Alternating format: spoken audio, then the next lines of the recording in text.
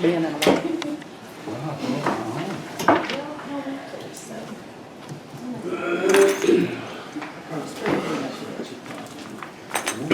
Just a,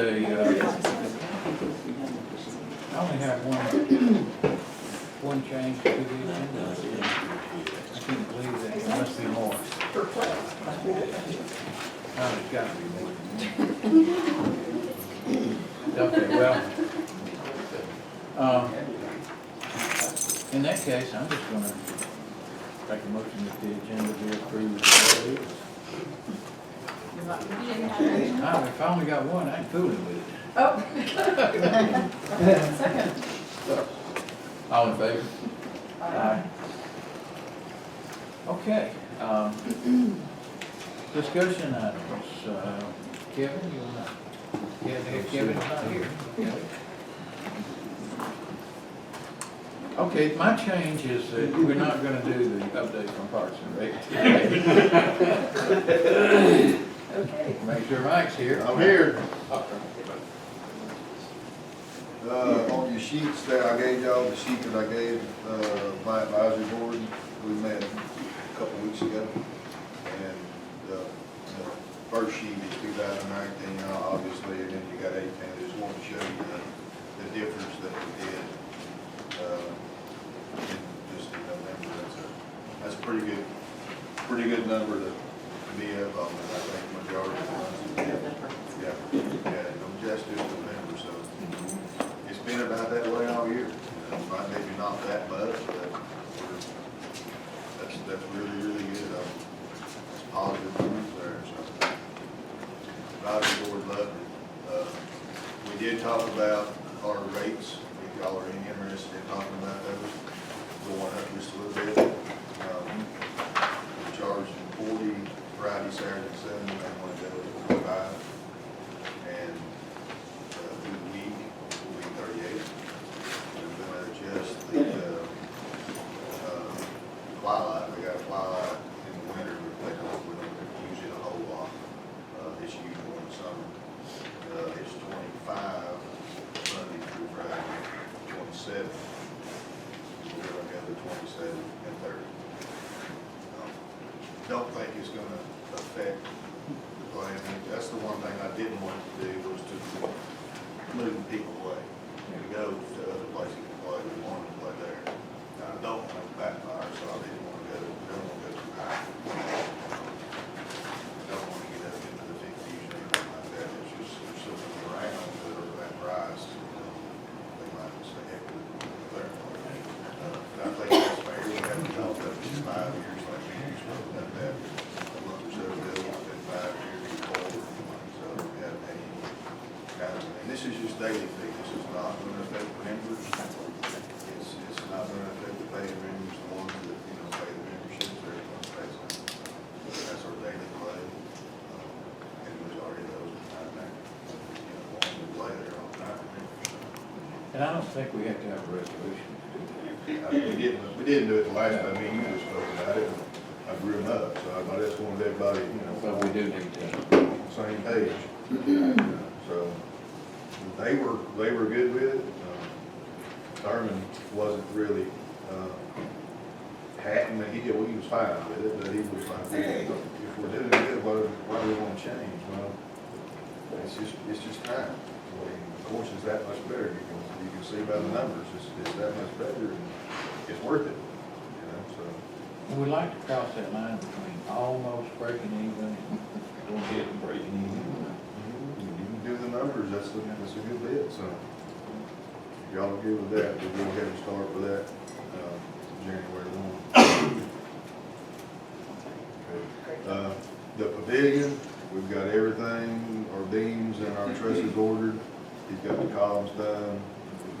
If you're ever out that way, come by and look at it. What I did with the columns, we're probably going to end up rocking them when it's all said and done. But he stuck over them and they look really good. So we're going to see where the money is. I mean, we're going to have plenty of money to do what we need to do.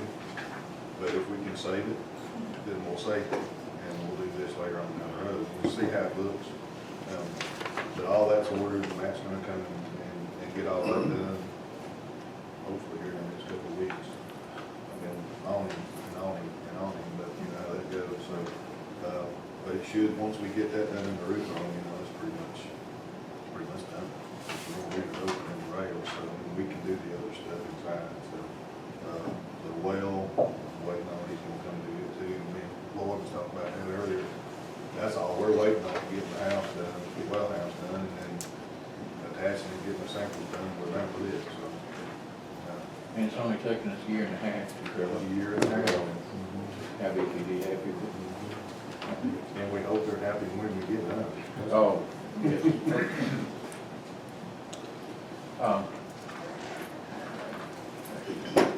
By the way, in Kevin's defense, he does have, have the flu. And I may have casually suggested to him that he keep a 2-mile distance between me and him.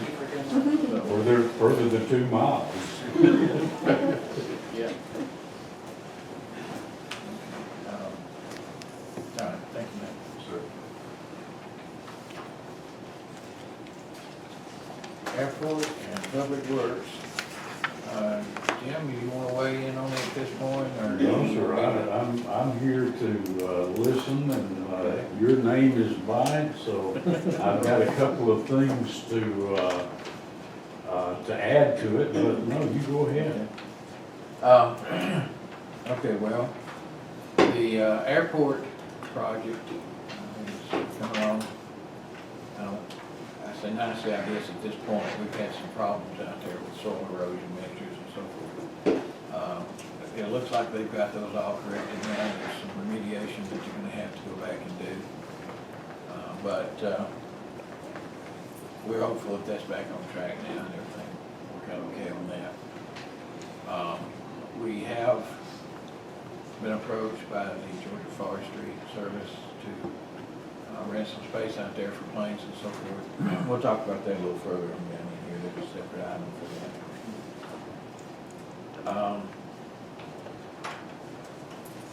Well, that's about all I've got to say. My reports aren't as good as yours. Well, as far as the airport, I got to see it, and James and Art, we talked a little bit about it. I see some problems down there, and I don't know, I haven't had a chance to talk to the engineer.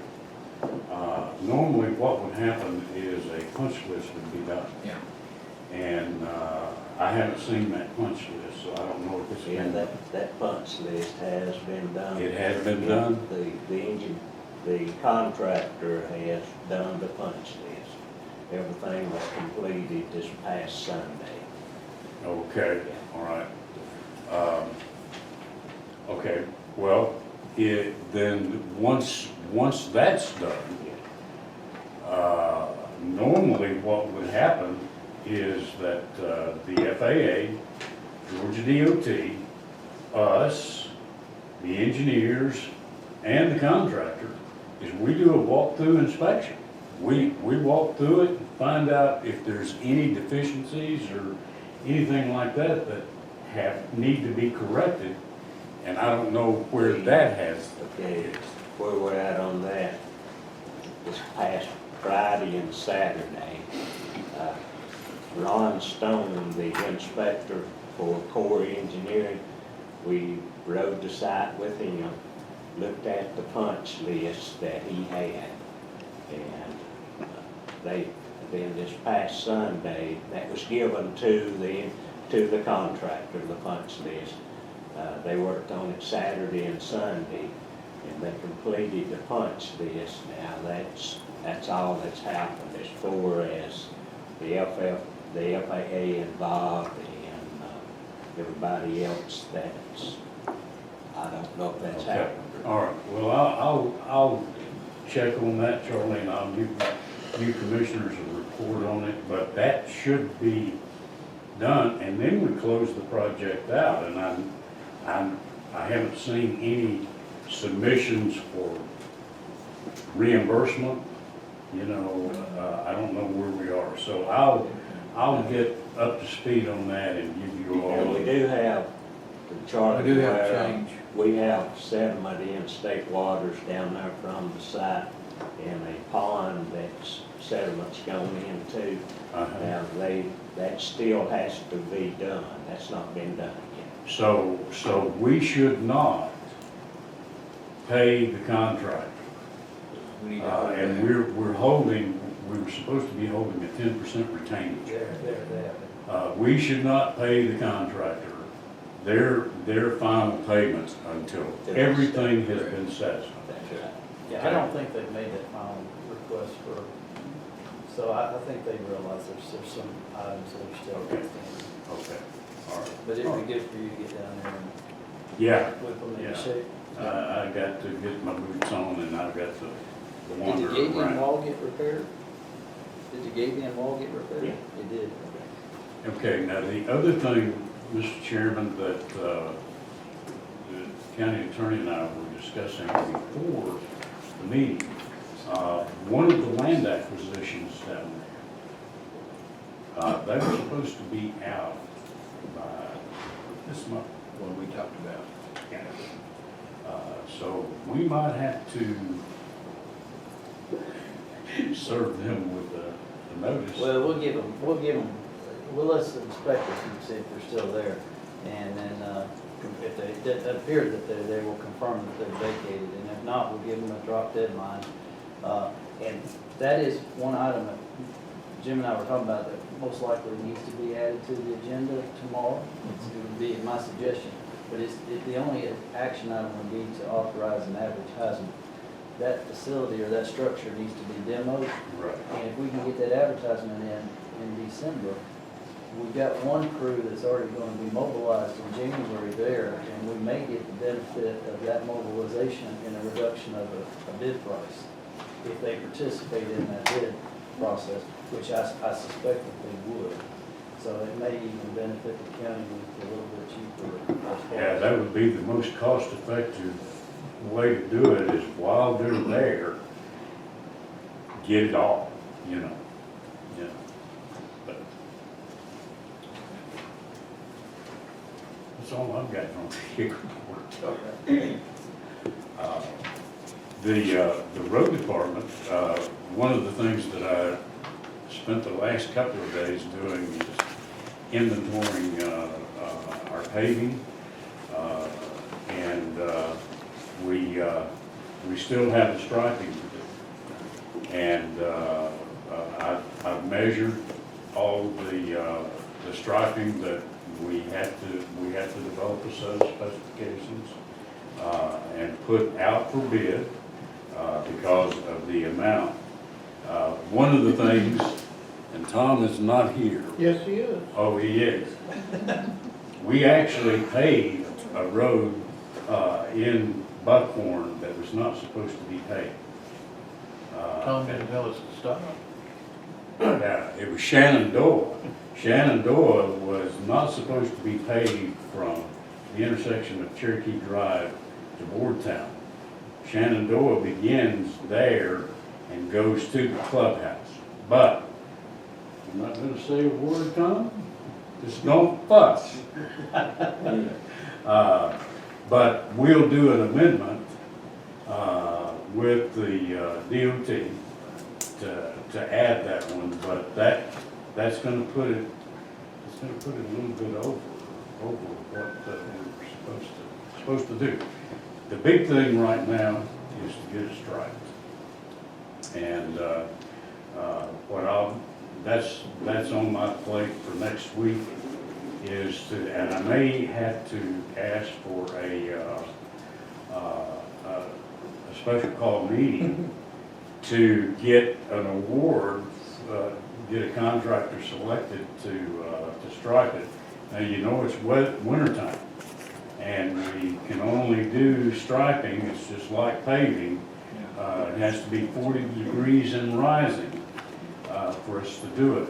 Now, apparently, we had done a spec on striping, and we got one quotation, and we used, the spec that we used was what I call a Cadillac.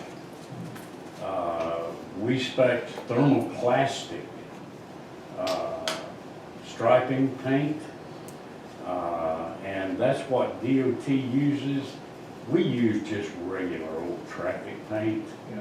You can paint twice as many line miles using traffic paint as the thermoplastic. What we may have to do in the interim, and I know you all have seen it on DOT projects because of the weather, we may have to go into those roads and put a tape, just a tape down until we can get weather to where we can get paint to go down and adhere. But I'll be working on that next week, Mr. Chairman. Okay. Now, we have a special call meeting arranged for the 23rd. Do you think we need one before that? No, that might be just perfect. And what, is, because you know, the charter allows the county to not necessarily have to bid anything out on those road projects. I think it's up to $250,000. He can enter into a contract for anything less than $250,000. Are you wanting a special call to, because if it's already a budget approved item, I don't know that you would need a special call. Well, what we're dealing with, David, we're dealing with local maintenance and improvement grant. We're dealing with specifications for DOT, that what their requirements are as far as. It's statute. It's It's statute. state statute. What the well- county did is adopted and mirrored the state as far as their contract requirements. Well, I'll have to wait and see because it's, it could very well be over $250,000. Oh, wow. We got a lot of miles. Is that, Wow. is that catching up the existing paving that occurred this year, or is that going back and getting the roads that were? We not- have one road that was last year, and that's Craig Town. There's 4 miles of that road that has to be striped. I know personally that the second phase of Roy didn't get striped. And that's another. Yeah. So Yeah. I know we've heard Yeah. in the meetings, Okay. complaints on that one, so Okay. are you reaching back to get those? I will reach back to get those as well. But with those, it sounds to me like we're talking about 22 miles of striping. $250,000 for 22 miles of striping. Well, Charlie, what you do is, in the striping, it's what's called line miles.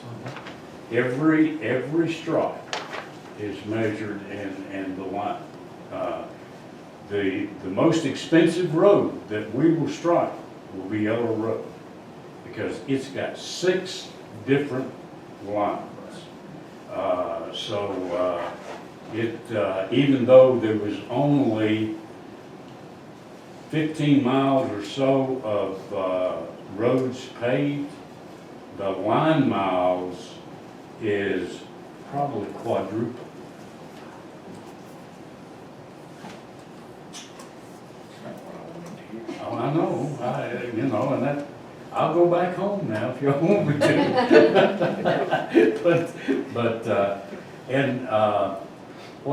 What I may do is I may go back to, depending on what the prices are, I may go back to DOT and show them that we're over and try to bring some of that striping forward to 2020.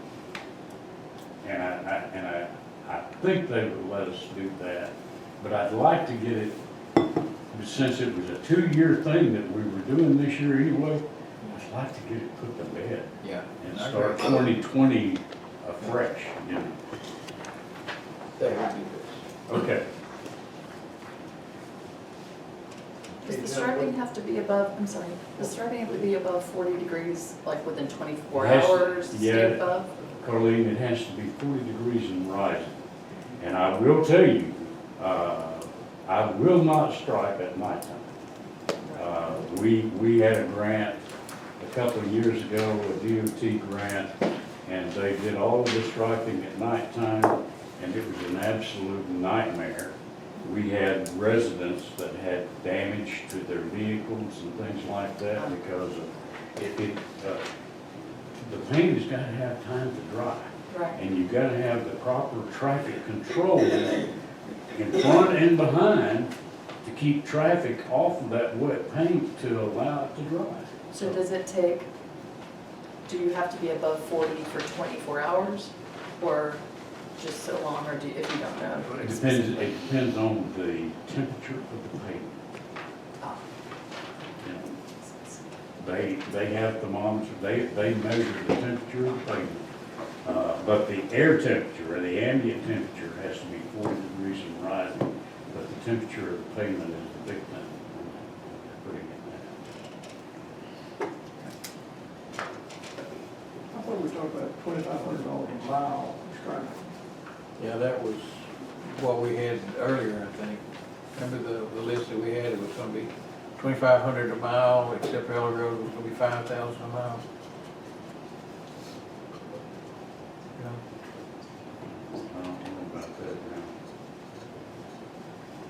I don't know if you made that list up. No, I got it. First year. I don't know what you're talking about here. We, I just heard we had, I can show it to you when we leave, but we got a list of roads to be striped. Now, this doesn't have anything necessarily to do with the paving we were talking about. This was just a list of roads we needed to get striped. And, Okay. Now, all right.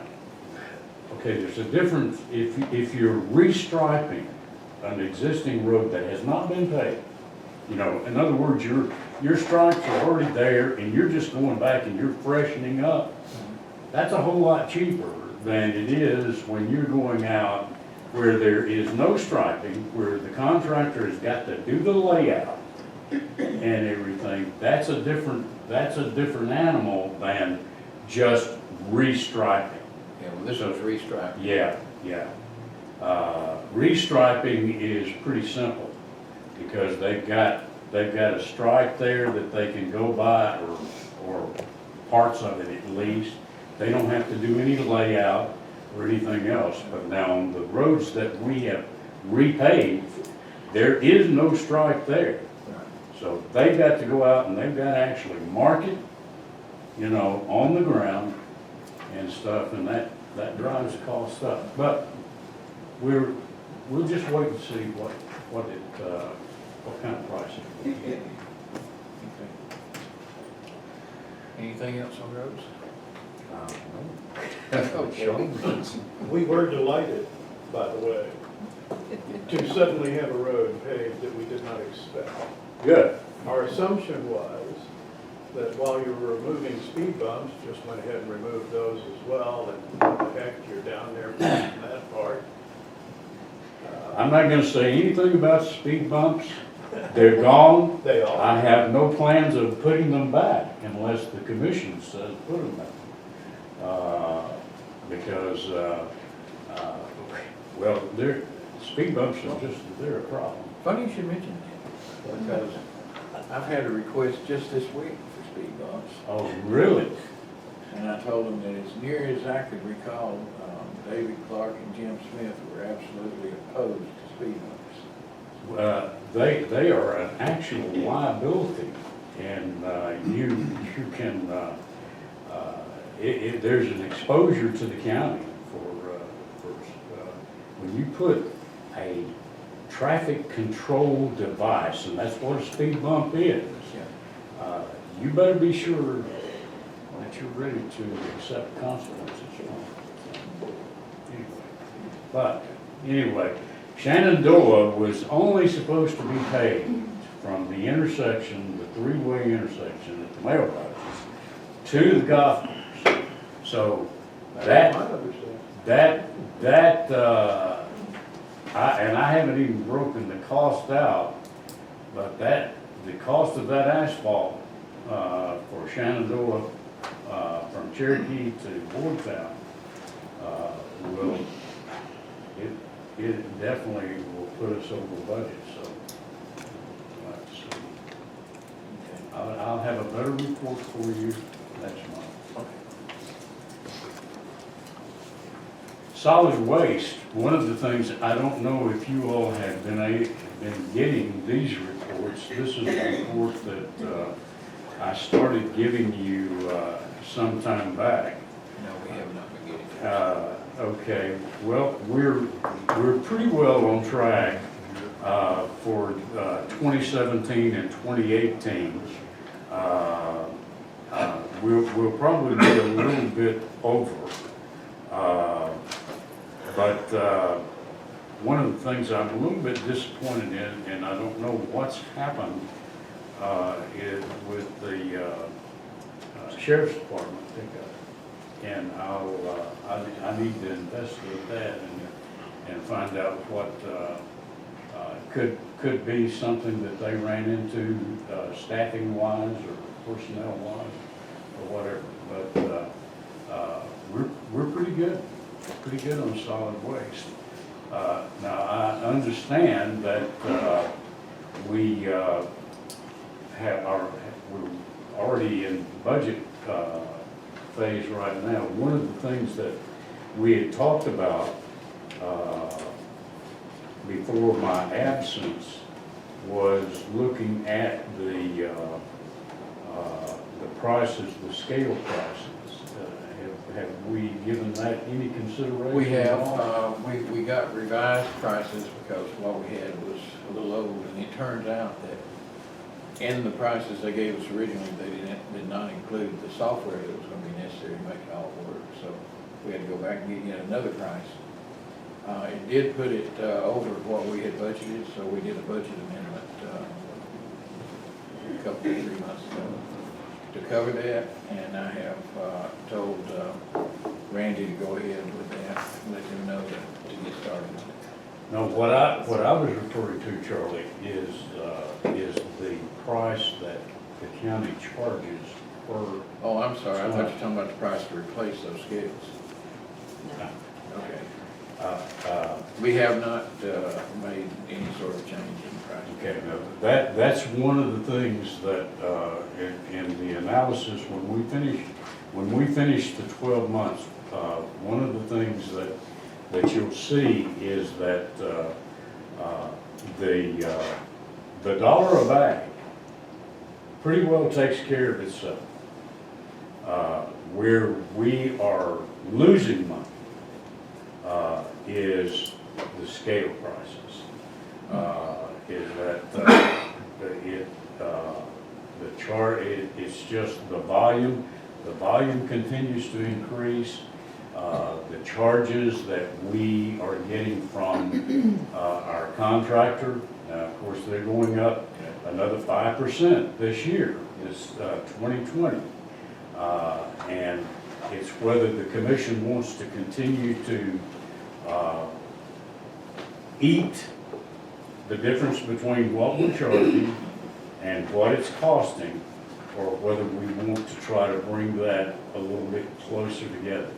Those prices, the scale prices, have not been increased, folks, in almost 10 years. Well, so I think we need to bring them closer together, but, so at the end of the year, you're gonna make that calculation? We'll do an analysis and you'll see. Okay. Yeah, you'll see. But that maybe needs to be taken into account with our budget, with the solid waste budget. But, anyway, I'll shut up and listen. Thank you, Jim.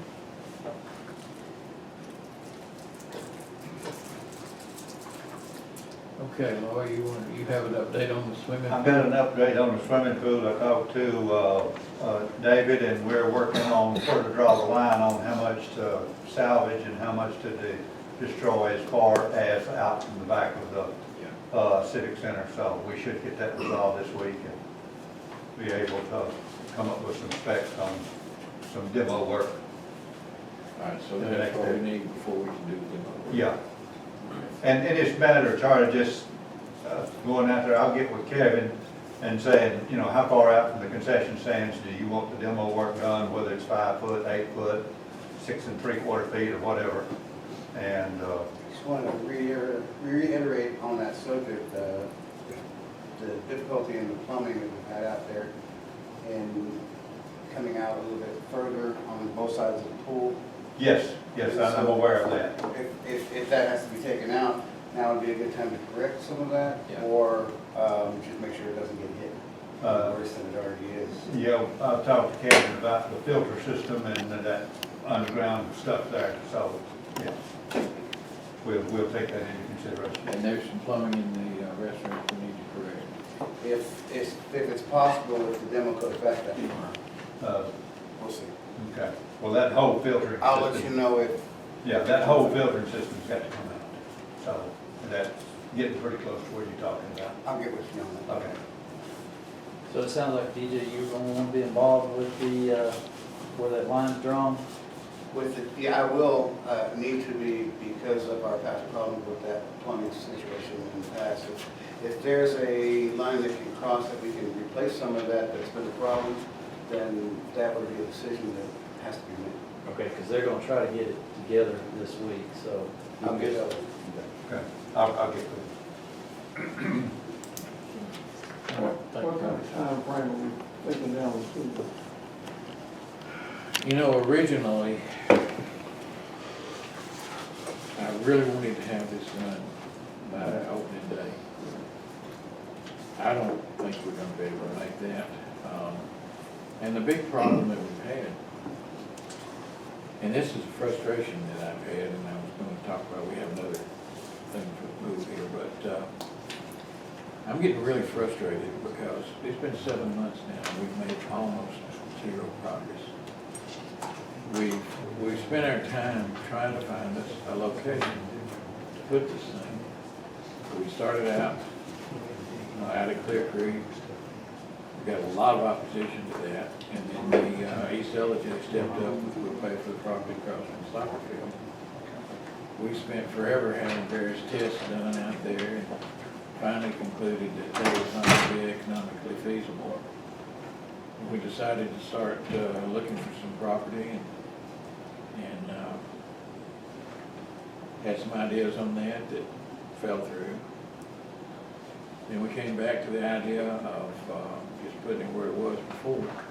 The thing about that, originally, when we were planning on putting it out at Clear Creek, we eliminated putting it back in the original space because of the expense of the demolition.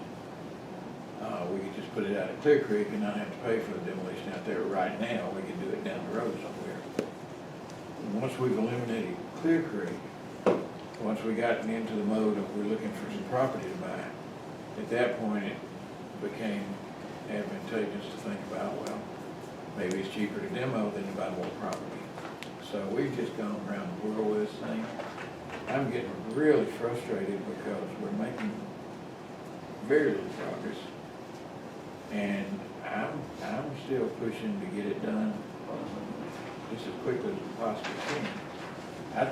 Even if we can't make Memorial Day, I still like to have it done before the season ends, but, you know, I obviously can't promise that or guarantee it to anybody. You know what, I would say, I commend you for we've tried different avenues. I think this is too important of a project to speed through and rush it anyway. I know you want it Memorial Day, and that sounds great, and that would be great for everyone, you know, the families, everyone, but I think it's better that we have taken the time and we've tried different options, and we've considered all options that were possibilities out there. And give yourself some credit. I know, you're frustrated, but we've done the right thing, I think. And I didn't want that we had. Yeah, I wanted to give you a little bit of slack. Don't be so hard on yourself. I know you stated the Memorial Day, but it's too important of a project to this community to rush. And we tried different avenues and different options, and they didn't work out, but we tried. But we do have to make a decision now on the location. And you know, you were a little surprised about the original. yeah, well, I just wanted to hear what the cost of this, you know, this is. I'm for that location. The demolition will have to be done somewhere anyway. It will. Or we could have paved on top of it and done, you know, something else with it. Well, one thing though, that I think we're gonna have to consider, and I know that I've talked with y'all about this, is when this thing's demoed, before it's filled and compacted, y'all need to make sure that subsurface is stable enough to, and once it's excavated like that, get the engineer in there and give you his blessing, his or her blessing that it's stable enough to put another. Or another. Yeah. You don't wanna, create another pool site and all of a sudden you'd be facing the same. No, we'll have to, and I'm believing at this point that if they find a problem with that it can be fixed. Yeah, We you can can bring in dirt, we can do whatever. They fill it. And feel it. I'm still, government, I think, is the only place in the world that I can think of where we're gonna bring in dirt to fill up this place to dig a hole.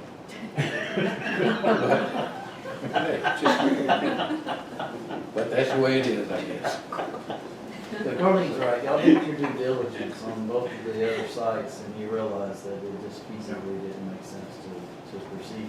More time-wise, the one there on Progress Road, you would have been. Oh, it'd take us 2 years to bring in that much dirt. More than likely 4 or 5 if you were using county forces, right? That's right. There is that, yes. No, it's too important. We are committed to doing it right. And it's taken longer than we wanted, but it's, Well, what I would like for us to agree on at this point, though, is that our focus now is on the demo and putting it back in the original location. Because we just don't have time just to keep looking and keep looking, if we've got a good site there. yeah. I mean, And I if it's a think- good site, then Yeah. So, and I would like to get that bid out for that demo just as quickly as we possibly can. Well, at least that's an indication that something's been done. And I know a lot's been done, but I'm talking about something that actually puts us forward a little bit instead of finding out what we can't do. So, Hubert, I'm sorry, did that answer your question? Sure. I knew it had to be behind the we don't know. The answer is, we don't know. We don't know. Okay. Resolution on the 2020 contract bid. Oh, I'm sorry, I'm skipping over. Citizens wishing to speak, I always do that. It's not that I don't want Tom to have his say, but I always seem to skip that part. So citizens wishing to speak, anyone that would like to comment on any subject? Hey, Tom. How are you, Charlie? I'm good. How are you? I'm so sorry I deprived you of the opportunity of my wisdom last month. That's the first one I've missed in 5 years. We Yeah, missed you. hated Yeah. that. Yeah, but I had my dermatologist is only up here on Wednesday. And you chose to finish in an hour and a half. Yeah. Does that tell you That's 'cause you anything, weren't Tom? here. I am stunned. The day you weren't here, we finished Yeah, an hour and a half. obviously you needed more input. You're right. And at that time, I would have said how grateful I was that you paid Shenandoah. I was shocked and amazed and extremely pleased, and I appreciate it, and that's We were a little shocked about too. that. No doubt. There are some connecting areas with the repaving that have a pretty steep drop-off between our roads and your roads that I'm concerned about. One that's almost 4.5 to 5 inches post. But other than that, delighted, and my residents are delighted as well. We deeply appreciate the work you put in. Thank you. And We- we'll check out those. Still do not have a director for our Keep Gilmer Beautiful. And I have been hesitant to operate and pick up White Path and Cherokee and Shenandoah while the new power lines are being installed. Everything seems to be raised up a great deal, and I didn't want to put them in danger or our group in danger, but I wanted you to know that we are still there and it's still important to us. Thank you. And as usual, thank you for what you do. Appreciate it. Thank you, Tom. Mr. Chairman, if I can comment on Tom's comments. I saw the apron areas where our paving intersects with their private roads, and there was not proper feathering, what we call feathering, and I pointed that out to Ronnie Chadwick.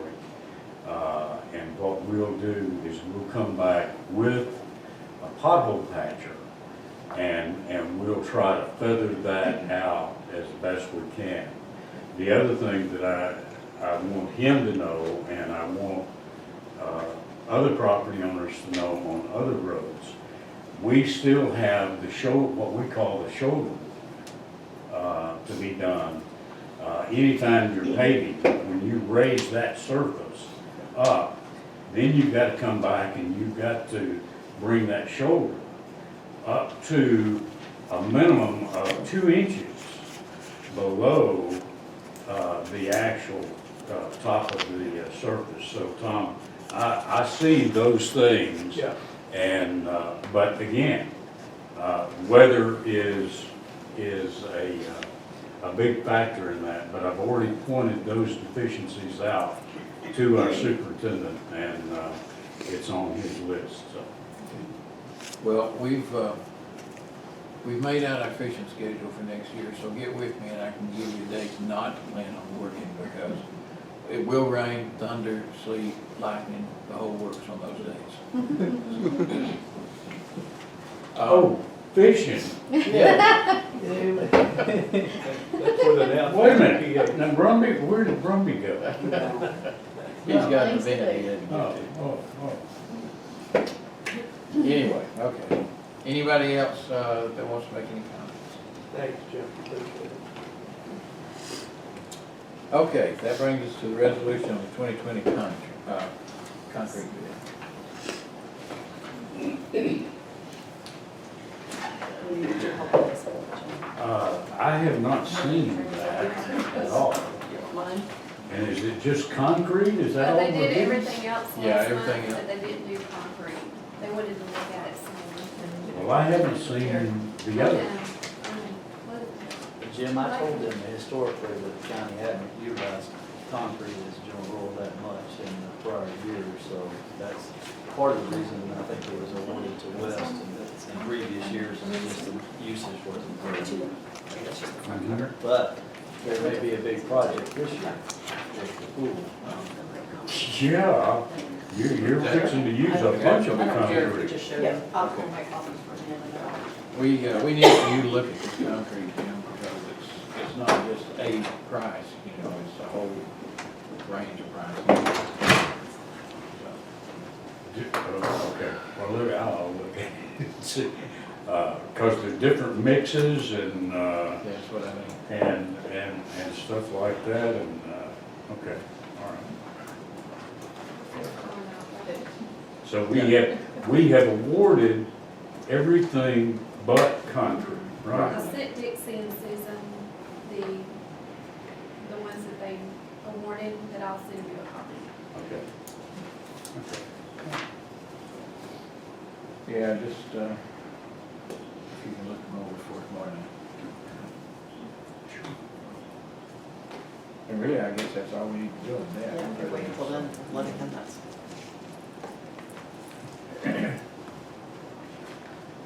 Okay.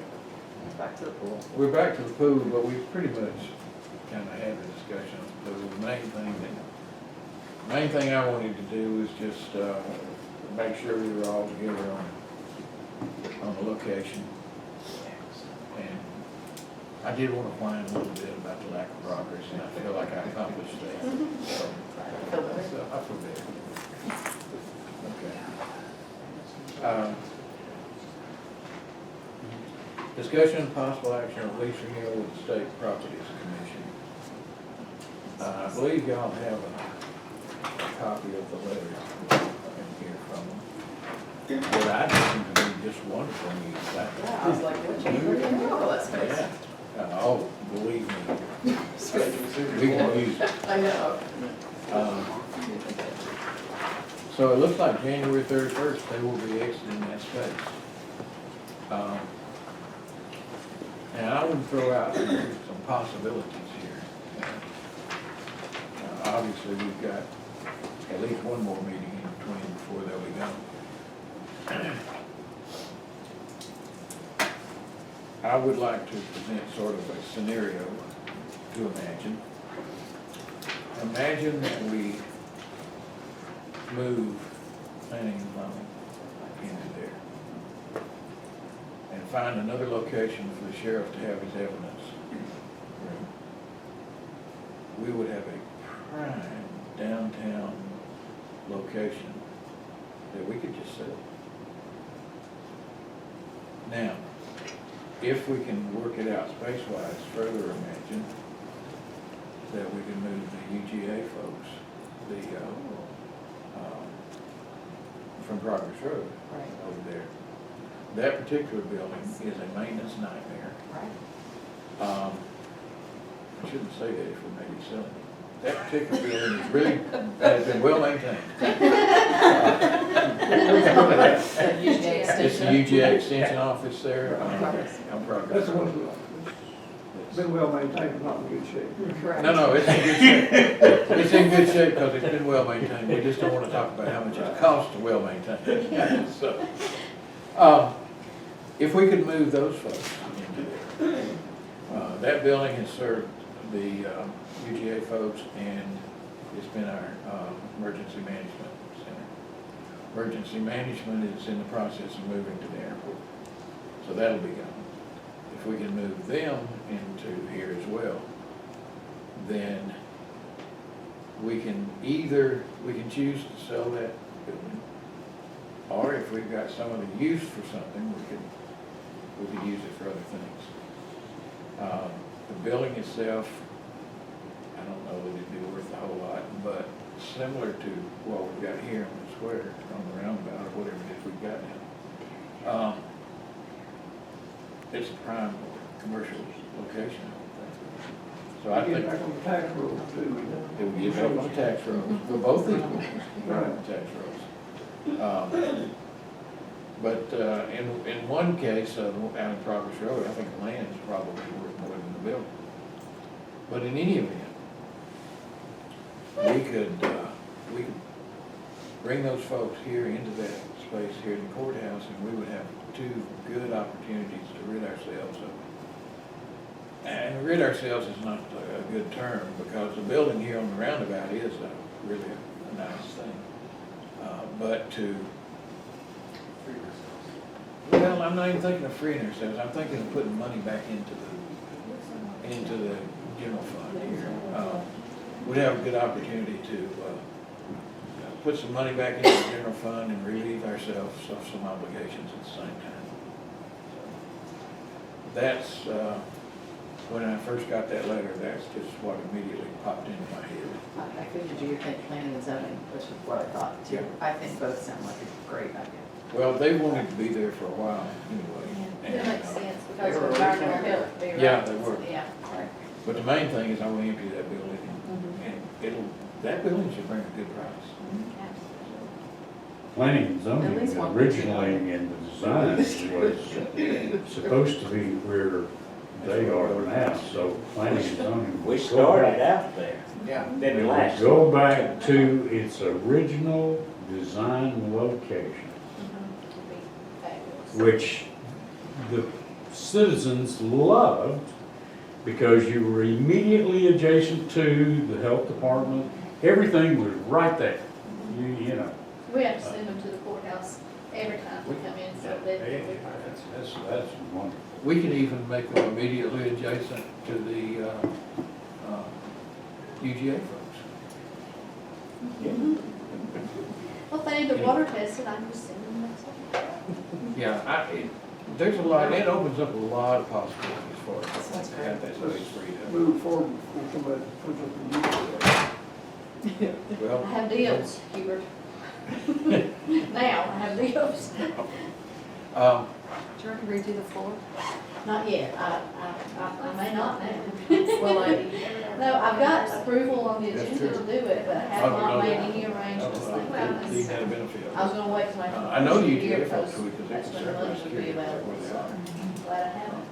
But David mentioned, he asked me if it was signed in blue ink, and I said, no, and I said, well, you know, it's not fine. I said, yes, it is, I've got a letter here, and there you go.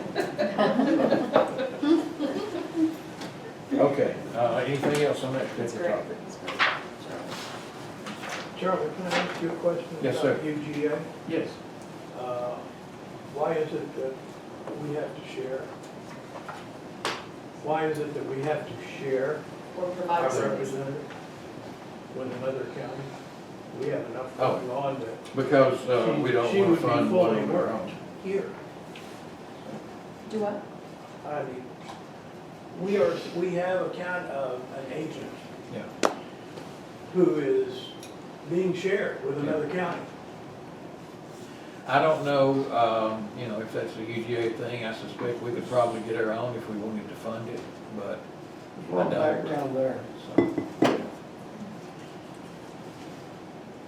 Has The that turned out prior to be a agent problem? was also shared, but he was shared with 3 counties. Yet, maybe 3 years ago, no, it'd have to be more than that, 4 or 5 years ago, we had it all to ourselves. And that was very, very beneficial.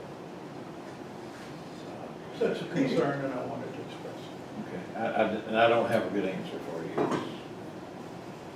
Something to work on. I can try to find out. Thank you. All right.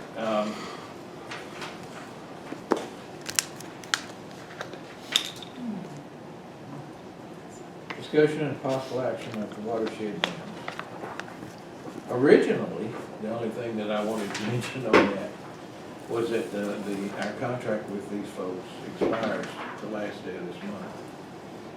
And I have indicated to them that there's gonna have to be some negotiation done. That I don't see us just signing another contract just like that one.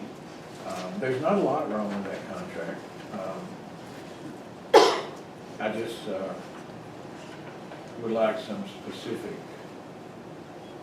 guarantees, I guess, built into it. Guarantees is not a good word. Limitations maybe, as to what the county would be responsible for. I'm fine with us cleaning those dams. I'm actually fine with everything in there that it says that we're supposed to do. It just seems like over the last few years, there's been a lot of things that have come up that they just expect that the county should be doing, even though it's not addressed in there. So, that was originally what I wanted to talk about. We've had another situation that you may have seen. There is an AP report on, I think, 1,680 or some such dams across the country, all deemed to be in poor condition. 20 of those watershed dams are the 20 that are in Gilmer County. And they are all deemed to be in poor condition. Also, the report indicates that they're not having the annual checks on those inspections. So, in conversations with the state folks, they are convinced that those dams are in very good shape. Don't really understand where the AP folks got their information. And they are preparing for me copies of the inspections that have been done. And once those are prepared and presented to me, I'm going to bundle them up and I'm going to go sit them on Andy's desk. So the bottom line there is that the dams have been inspected. They'll give me the documentation on that, and they are in good condition, very good condition. There is no, according to the what's only was found in the inspections, there's no danger, there are no issues. It would be better if we could mow those dams twice a year rather than once a year. Once a year is all that's required by the contract. Twice a year would be better, but right now we don't have the resources to do it twice a year. And they're not demanding that. That's just a freebie from me.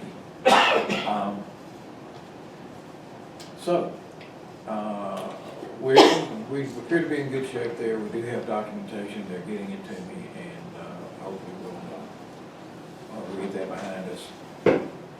The nearest I could tell on the AP report, and looking through all that, it seems that they were basing their idea that these dams were in poor shape on freedom of information requests, and the fact that they didn't have they didn't get the inspection reports, so therefore they must be in poor condition. I don't think they've come out and examined personally 1,600 dams across the country. But, so I don't know what their basis was for deciding that they were in poor condition, but I think we'll be able to demonstrate that they're in good shape. Mr. Chairman, can I ask a question? Now, I briefly got to look at the report Lloyd showed me yesterday. Where did that report originate? That was an AP report, now, that's all. I know. Associated Press. Associated Press. Associated Press dated November the 11th, 2019, and I don't have any information on where they got their information from. Okay. Except that there was a note at the bottom indicating that they had done a lot of freedom of information requests. Yes. Information they had. If you all will recall, one of the things that I suggested, and it's not in the budget right now, and it wouldn't be hard to do. What I want to do in the county budget, whether it's road department or whatever, I want to put a line item in there showing the expense that the taxpayers of Gilmer County incur every year to maintain those 20 flood control dams. Now, there is no question in the world, those dams are valuable. I mean, Oh, yeah. I can't imagine what we would be like Hell, it without. should be underwater in some of these. But there is nothing today that documents the expense that we incur to keep those dams up, other than just the fact of the road department's budget. Yeah. But if we put it in the budget as a line item, and I'm talking to you three commissioners, the legislature is about to go in session in January. Used to, the state of Georgia allocated, it was either $20,000 or $25,000 a year for flood control dam maintenance. Now, we had to go through an application process like, we do, but the state actually participated in that expense. They are the ones that mandated them, or the feds and the state, they mandated them, but it's like a lot of other things. They pass on these mandates, but there's no funding for the mandates. Well, there was funding, but they took it away. I want to put it back. There is the possibility that there may be some funding coming.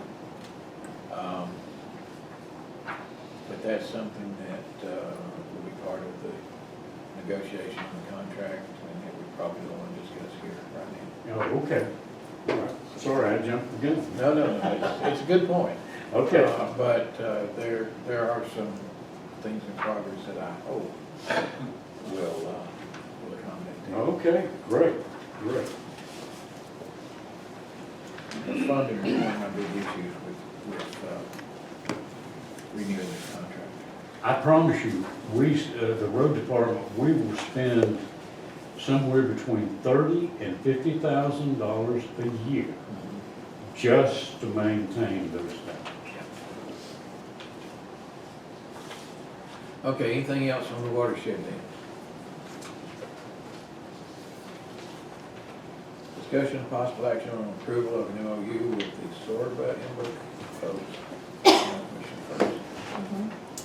I have given that document to David, and he's looking through it. He's got some suggestions, and I absolutely want to move forward with your suggestions, David, to make those changes. So it's not a rush thing. So Okay. they'll make the changes and we'll So bring we'll it just back. put it on the next agenda as well. What does this do? What's this about? That's part of the grant that we've applied for a grant with INVA, an RTP grant. County has, Correct, right. And that is just a memorandum MOU with, does it say IMBA or SORBA? Both of them, I think, it's their There's International Mountain Bike Association and Southern Off-Road bicycle. Bicycle Association, two different. They are trail builders, and I just wanted to make sure that it didn't restrict us to only using them in any kind of form. And you'll see a copy of that, Hubert, when he gets it tweaked before it's signed.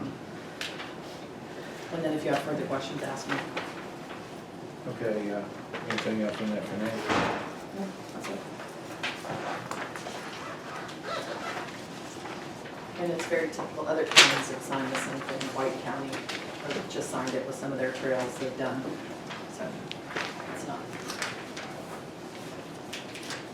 Okay,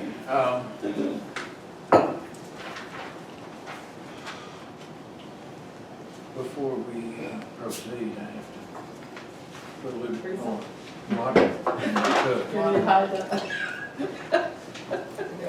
I shouldn't do that, somebody might think it's more than Dr. Pepper, whatever it is.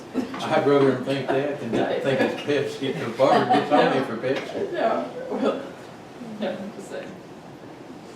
Okay. We did this once before, but in looking at the calendar, we have some other things we have to address here with our meeting dates. We're mandated, unless we change it, to the second Thursday of every month. And we have some conflicts. The first one is our March 11th and 12th work session meeting. ACCG spring training will be in progress at that time. So if anybody needs to take classes, and I know we've got classes that we need to take, that will be a conflict. So I am proposing that rather than have those meetings on the 11th and 12th, we can do them either on the 5th and the 6th or the 16th and 17th, whichever you don't like.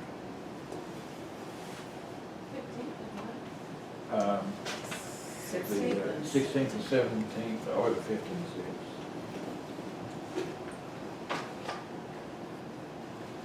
Did you do them on Monday and Tuesday or Tuesday and Wednesday? I'm sorry. You've got the 5th and 6th is a Thursday, Friday. Yeah, it's just the previous, there was something on, The 12th is on Thursday. there was something the on 19th Wednesday would be mine. that stopped that, I don't remember what it was. Be sure to tell Isn't it on the 17th, 18th? Now, I wasn't trying necessarily to keep it on Wednesday and Thursday, Oh, okay. just to get it as close No, I was as I thinking could. Tuesday, Wednesday, because is the 12th not on Thursday? It is. So the 19th will be my planning commission. Usually, when you move them, it's Tuesday and Wednesday before the planning commission.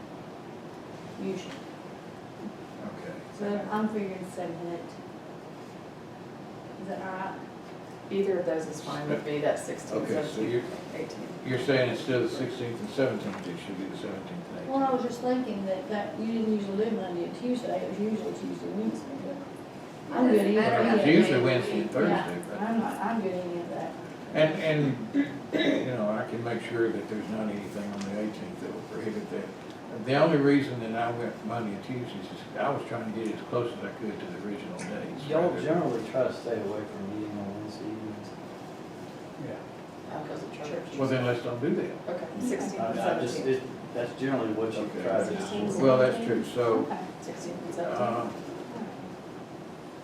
Well, that works. yeah, 16th and 17th. Which is what you said. I was gonna suggest the 16th and 17th too, because it might be difficult for me to get financial statements done by the 4th. Oh, you could work Saturday and Sunday. Well, I could, but I'd rather not. Saturday, okay, but not Sunday. Well, so does the 16th and 17th tentatively work for everybody? Works for me. Hubert, is it good for you? Now, that's because of the conflict with the ACCG training. We have one more conflict with ACC training. On June, our regular June 10th and 11th meetings, that occurs in the middle of the ACCG summer training. The only good options that I saw for that was to make it the 15th and the 16th, which again is a Monday and Tuesday.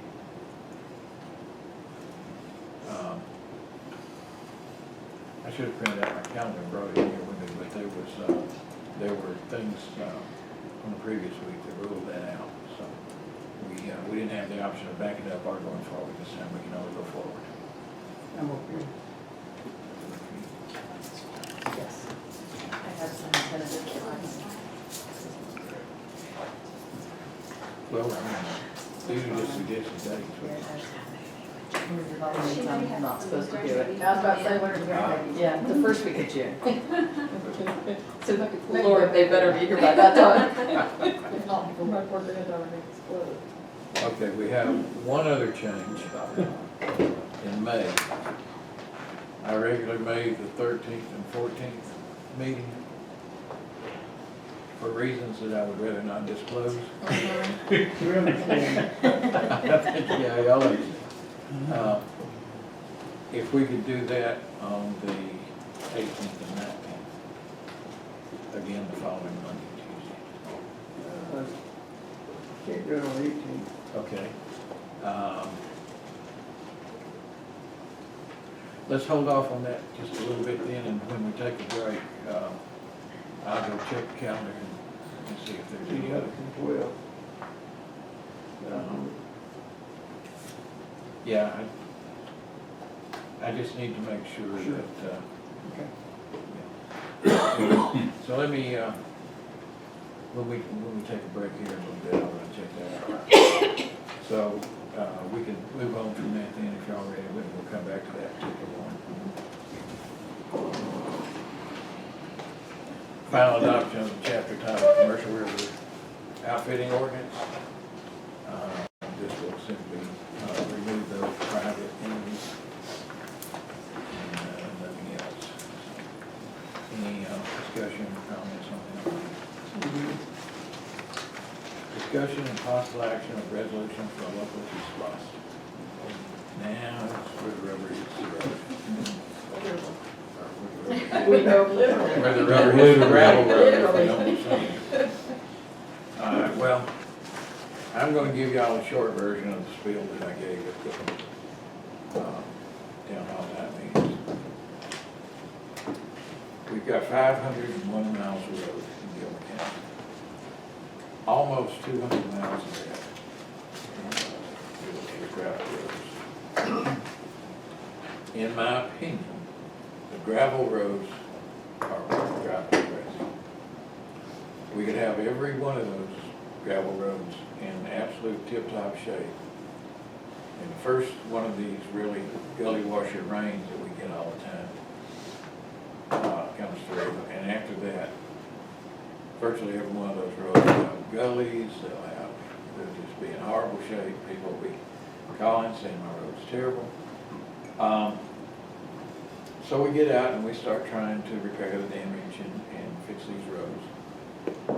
And it's almost every one of nearly 200 miles that does this. I mean, there may be a precious few roads that can stand up to a good hard rain, but there's not many. And what usually happens is before we can get around and get them all fixed, we get another big rain. We're starting from scratch again. We don't have the resources to maintain nearly 200 miles of gravel road and be able to respond after a big rain and get these things squared away again quickly. Now, in order to do that, we'd have to buy more motor graders, we'd have to hire more operators, and we'd have to really beef up the gravel maintenance portion of it. What I think makes more sense would be to try to pave these roads with tar and chip. And the maintenance on them would then drop drastically. On the paved roads that we've got, primarily the maintenance we have on those potholes. So rather than buy 2 or 3 more motor graders at, I don't know, 150,000 or so for a used one, I'd say let's buy 2 or 3 more pothole patchers at maybe 10,000 and just patch potholes. But we gotta get these roads paved in order to do that. And not everybody wants their road paved. I would imagine there probably 20, 30 miles of road that people just don't want paved.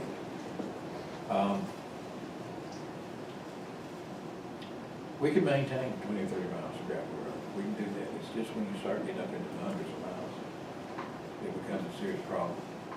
Now, this is not new. We've had this problem for a very long time. And I think everybody's been aware of it.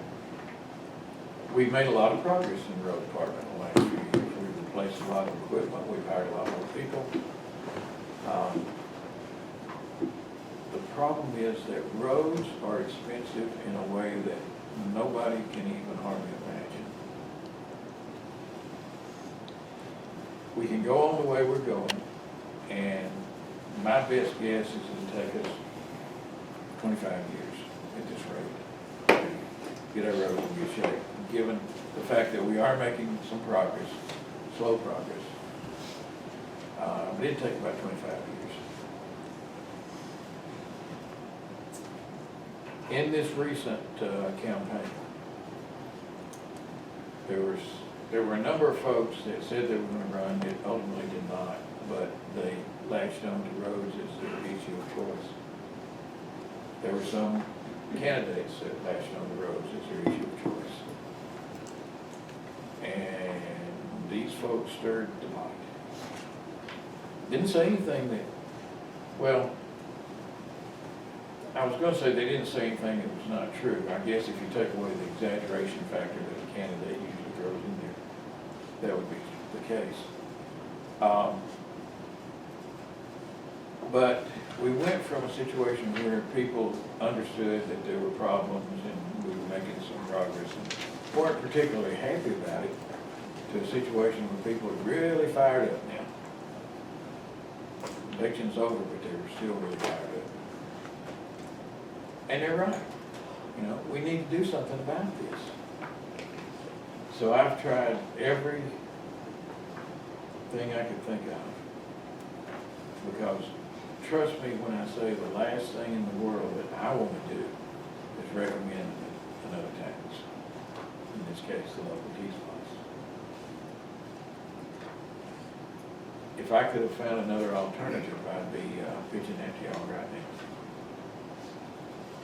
We have only 3 options, and I just discounted one right off the gate.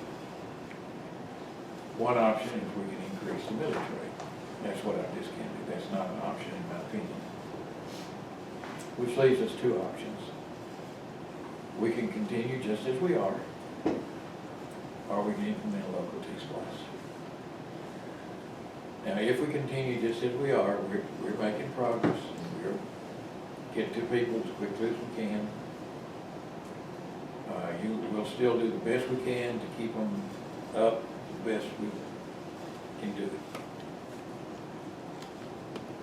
But if we want to finally face head-on the situation with our roads and finally get them fixed up over, let's say, a 5-year period rather than a 25-year period, the only way we can do that is if we implement local T-Splosh. Now, several years ago, we voted on a T-Splosh, but that was a regional T-Splosh. I was as opposed to that then as I would be today. In a regional T-Splosh, I was convinced that the money that came into Gilmer County would be sent down to Carrollton, where they had some big projects going, or Cartersville, or some of those places. And we would have essentially had the tax, but received very little of the benefit from it. Those regional T-Splosh were voted down all over the state. I think there were 2 that were approved, and everywhere else they were voted down. And the legislature, I think, decided they need to take a look at, okay, what happened, and I think they figured out that the problem was the regional aspect of it. So, they created a program for a local T-Splosh. And if we implement the local T-Splosh, every dime that comes in stays in Gilmer County. And by law, it must be used on transportation. We can't go out and build something in Parks and Rec with it, whatever. It's got to be transportation. I believe we would be looking at probably close to $4 million a year. It would be for 5 years. So that would give us $20 million over 5 years to get these roads paved, to get some equipment that we need to maintain it and so forth. The other thing is, we've got a lot of roads in Gilmer County that are not currently being county maintained. I get multiple phone calls every week from people wanting these roads to be brought into the county maintained system. And I just have to tell them no. You know, if we can't maintain what we got, I certainly can't bring more in. One objective of that would be to bring more of these into the system if we could. And the only stipulation that I have on that, and I think it was misinterpreted by at least one person, is me saying, no, we're not going to do this. I don't think that would be the first thing we would do. It would be maybe 3 or 4 years or so down the road. I don't see bringing in new roads into the system until we get the old roads, until we can maintain what we've got properly. And at that point, if we can bring some more in, then that would be a good benefit. I can't say how many, if any, we might be able to bring in with the T-Splosh. I can say without it, that figure would be 0. So there we are. I mean, we just have, we have choices to make. And we need to let the people make that choice and decide for themselves which way they want to go. So with that in mind, my proposal would be that we go forward to put a T-Splosh on the ballot in May. Shall I ask a quick question? If it were to be approved and you started collecting the money, at what point does it get distributed? After every year or after the end of the 5? To start doing the work? It's distributed quarterly, the money Okay, is. so you could actually start doing the work after the first quarter? Or- No, well, yes and no. The earliest we could start collecting, assuming it's approved in May, would be July 1st. So we started collecting that July 1st, we would get that distribution, I would imagine, in the following quarter. What I would say is this: we're not going to go in debt. You know, considered bonds and so forth, but I think that's out. We would need to just collect at least 6 months worth of revenue and get that banked, and then we could start our projects. So what I would envision would be, if we start collecting in July, we could buy some equipment maybe in the first quarter, and we could start paving in the spring, the following year. And what I have told, I mentioned to Ronnie Chadwick a while back, was if this is approved, I'm going to expect him to have 1 or 2 paving crews going full time during the entire season that we have to pave in. We're looking at tar and chip, and we're looking at asphalt for these things. So I think people would start seeing a big effort in the spring of the following year. Well, I have had, just about everywhere I go, someone stopped me now to discuss the T-Splosh. And they have questions, and then when I answer their questions, they're like, oh, that seems great, totally fair to share with our visitors in that tax. And they seem very supportive of it. I am in support of it. I think it's the best idea that we have, the best alternative to being able to. It's really the only alternative. Yeah. To what we've got. But they are asking questions. I appreciate you doing the town halls. At first, I thought you were crazy.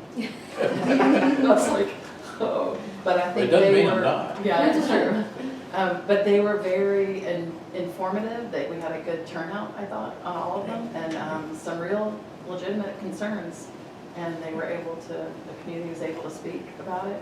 So thanks for doing that and that idea. And I think it's softened it, and now people are talking about it. So I am in favor of it. One other thing I would like to do, assuming that this passes and we're moving forward with it, is, and this is not a unique idea with me, I think it's been done at least once before with regular splosh a number of years ago. I would like to divide the county into 4 quadrants, and in each quadrant, go out to their location somewhere. And just have a question and answer meeting. Okay, folks, come in and answer questions, let's get it. You know, I don't want anybody uninformed on this. So there will be 4 more meetings, similar to what we had before, except I wouldn't spend half an hour prefacing everything in that meeting. It's just, okay, what are your questions? Let's answer them. So all 3 of us going out if available, We can that's do what your that. thought is? Okay, I didn't know if you wanted us dividing up to conquer. That would, and you know what, that's an idea. We can do it either way. I just think that each one of the quadrants needs something local to them. Don't even have to drive into town. Just local to them that they can come to. And just have a question and answer session. Mr. Chairman, I commend you. Back when I first started to work for the county, almost 20 years ago, the first splosh that Gilmer County adopted was for roads, parks and recreation, and solid waste. Those 3 things. In the road portion, we paved over 50 miles of gravel roads. Now, and I say this leading to a question. At that time, the Board of Commissioners put a caveat on the paving of gravel roads in that there had to be a right-of-way dedication. The property owners had to dedicate a certain amount of right-of-way. And the reason for that was because at that time, in the DOT LARC program, they required a 60-foot right-of-way in order to fund the paving of a road. Would you require right-of-way dedication if we were doing this? Or because if that happens, if we do, and I'm not saying that we don't, the administrative portion of that takes time. Your first year, Ridgeway Church. oh, Ridgeway Church is that was a nightmare out there, but yes, I mean, those are the kinds of things. So if you were doing it, your first year or so, you're gonna be dealing with right-of-way acquisition. Now, if you don't require right-of-way acquisition, man, you can almost start immediately. That'd be a bad decision. If we on do- Forward's part, though, it's not required that necessary right away. If we do that though, and we spend the first year or 2 trying to get the rights of way, it's gonna be just like the 7 months we spent on the pool, you know, it's a worthwhile thing, but we haven't made any progress really toward construction. I think the default position should be that we want to get the right of way, but I'm not willing to wait a year or 2. I know I understand what you're saying. I would work with roads that you can get the right of way. You'll find roads that Some you of can them may get already the right have of the way. right of way. Let me make a suggestion. If you're gonna hold your town hall meetings or your quadrant meetings, at each of those meetings, and we did this before, I would have a list of the roads, and I would have the property owners. If your road is selected, would you be willing to dedicate the necessary right of way? And then you've at least got a starting point. Let me ask you this. What prevents us from going ahead and asking for the right of way on these roads before we even plan to pave them? You're maintaining them. You should be able to go and get the requisite right of way. Jim's talking about these ditch-to-ditch roads, and those become very problematic, especially when you wanna get in there and do it right, because then all of a sudden, there's an argument with the landowner as to, well, where is the prescriptive ditch-to-ditch right-of-way terminate, and where does the property owner's line begin? And that's just, it's a legal landmine, Charlie. I would avoid those. You will find more than, I promise you, you'll find more than enough roads that will comport and fit with what you want to do. And those that don't, it'll be up to them to go in there. It's going to come down to that, you said, those isolated landowners that don't want their roads paved. I know it took us forever to get the right of way, and that is still in court. It's not been resolved. We've got more. It's paved, but it ain't. We don't have a settlement as far as the costs are concerned and everything, so I would be very, very wary, and my position always has been, you don't do anything that would endanger your ability to get matching funds at some point in the future on that. Because you pay it one time, and 5 years from now, you either elect not to put the T-splosh back on the ballot, or it fails for some reason, then you're having to go to a matching fund source to repave or resurface that. I hear what you're saying, and I agree completely with what you're saying. Then we need to start getting the rights of way, because I plan to be paving in the spring of 2020 if this goes through. 2021, what she said. Well, here, the previous commission, and I'm just, they set out rules that they had to be 100% participation with right-of-way acquisition in order for a road to be selected to be paved. Well, you could have one property owner that could prevent 100 from getting a paved road. Well, what's your alternative to that? No, the alternative is what we had to do at Ridgeway Church Road. Oh, okay. See, that's the thing, is that, don't let minority rule in the decision-making process as to whether or not you. Well, there won't be, if it's adopted by the voters, there won't be a minority dictating the voters. No, I'm talking about the individual roads. But then the county will have to make a decision as if they can't obtain the necessary right of way, then do they like to condemn, as Hubert's mentioned, do they proceed? Proceeding though has its big drawbacks, and there are some risks, serious risk on going ditch to ditch, because that equipment can't stay in that line.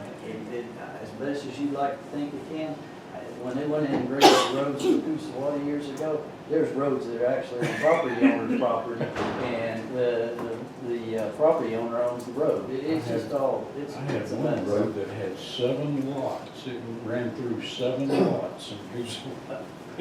This is one of those things that we're just gonna have to figure out and how to do it, how to get those rights of ways.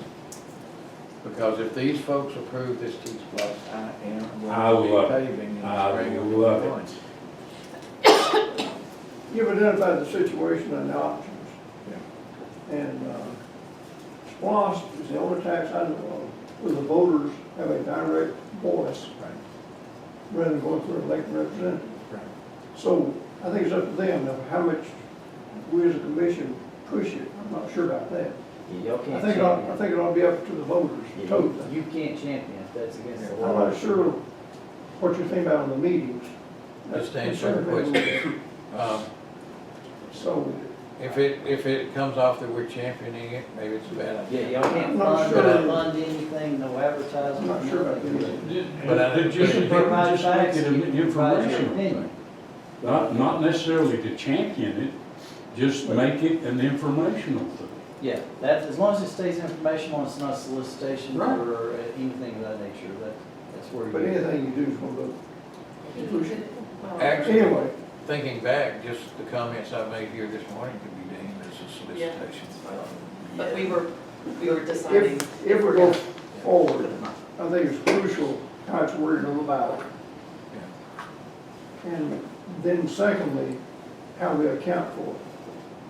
Crucial. Yeah. And I think we all know what we're talking about there. Are some of these projects be bid? I think you're not talking about asphalt. There might be some asphalt, there will be some asphalt involved because the asphalt roads that we've got still have to be repaved. My vision of asphalt paving in the future, because I don't want to buy a new asphalt paver, and the other thing too is it's difficult to maintain a high level of expertise when you're only paving 4 weeks a year. So my vision of asphalt paving in the future is sort of like what we did in 17. We bid it out, and we provide the materials because we've got the contracts for that. But, now I'm confused. Are we talking about paving gravel roads with T-splosh? Are we talking about repaving existing paved roads because we have the LMIG funds for that? If we use the T-splosh just to pave gravel roads, then you'll go a whole lot further. If you do that, you have already constricted the voters that may be willing to participate. Because if you're on a county road and you're already getting it paid, you ain't got no incentive to go out and vote yourself a 1 cent increase on your sales tax. Hubert's right, y'all are gonna have to sit down and decide your project. I was gonna send y'all an email, and I still will. I know I've talked to Charlie about this. Your ballot language has to be particular. I know let's stretch back to 2006 when the Board of Commissioners at that time decided to do the $60 million capital. They went to Blair's town, Hiwassee, held a big meeting up there. I know they get a lot of grief over the bonds and everything and the fact that they indebted the county, but in retrospect, if y'all look at it, this courthouse was built really to accommodate the growth that was anticipated at that time. In addition, I know there's a lot of grief that's been shown with respect to the fire stations and everything that was built across the county, but I, as a taxpayer, and I've championed this many times in here, I would rather pay an increase in tax that I can deduct on my income taxes rather than an increase in my insurance for the increase in the ISO rating. So it did reduce the IOS rating from, I believe, when countywide we were 9 and 10 in the very outlying areas, and I think we're now traveling at 5 and 6, and even 7 at worst, I think, if I'm not mistaken. So there was a huge benefit to them. But I go back to that ballot, that language in there, give the Board of Commissioners at that time a litany of projects, and it identified one of those voters. And y'all don't have to come up with the same thing. Y'all failing to recognize one critical aspect of the road inventory that I don't think y'all realize. You've got bridges. There's 19. There's about 89 bridges that are under county control in the county. There's 19. I'm going to send those to you. You've got about 19 bridges that are rated at a 4 or less. Yeah. And those are very, the bridge out there at Tickenetly, or where Roy crosses over into Bucktown, that bridge is at a 4. If it goes down, you got a good number of property owners. The one up there at Tickenetly is at a 4. Y'all have already heard in your town hall meetings, and you may not have been present, but there's 3 bridges that sit along Rock Creek Road that the buses are no longer able to cross over. Those bridges are at a minimum a $2 million cost to repair. Y'all have been very fortunate that the speaker resides in this district and you were able to elevate the 2 bridges that are down, but look at how long they've been down for so far. You've got some serious issues with length of time. But just because the bridges haven't been mentioned and brought up, doesn't mean they haven't been thought of. I'm not suggesting that you haven't, I'm just saying you need to put that on your project list. Oh, yeah. So that and the other thing, we go back to maintenance. If you read each one of those bridge inspection reports, it's due to failure of maintenance. Either repainting the steel beams that are underneath there or fixing the abutments and everything there. It's always a maintenance issue. And, it's kind of like your existing paved roads. I wish that and there's not a crack seal machine out there that y'all can fill. I know when I go to back home, which is Maryville, Tennessee, you can drive a city street road up there and they fill the cracks in the asphalt as they occur before winter starts in, because water is the most damaging aspect to a hot mix or a paved road. Once that water finds a way to get in there, that crack begins to expand, especially in the wintertime when the water gets in there, seeps in there, and then it freezes and it contracts and everything else. So y'all really need to look at your maintenance of your existing roads, and so that you can extend the life cycle of those. And I agree with everything you said, but my response to Hubert's question was not, and to me at least, was not in terms of how it's funded, whether it's LMIG, whether it's T-SPLOST or whatever. I was just answering the question of how I perceive asphalt paving to be done in the future. And I commend y'all for that, because I think it's the best thing, because you're not in the asphalt industry. Right. And you're right, doing it 4 weeks a year, it's just robbing too many problems. Plus, when you bid them out, y'all need to get an estimate of what your true cost of your road is per mile, what a hot mix road is per mile, because right here earlier in the meeting, there's still, I couldn't tell you exactly how much it costs to stripe a road. Y'all need to know that when you go into your projects and everything. So, but without the T-SPLOST, there won't be projects. well, no, I know that, but I think when you're going forward, when you identify what your ballot, and I think your ballot's got to be composed of resurfacing. There's got to be a resurfacing element so that that will be attractive to those voters. And I think you have to, then a paving of the existing county roads, that'd be attractive, and then incorporation of new roads. Resurfacing, repaving, paving, mowing, striping. Maintenance. Bridges. You're throwing maintenance going into this T-SPLOST money? You're talking about using T-SPLOST for mowing? Yes.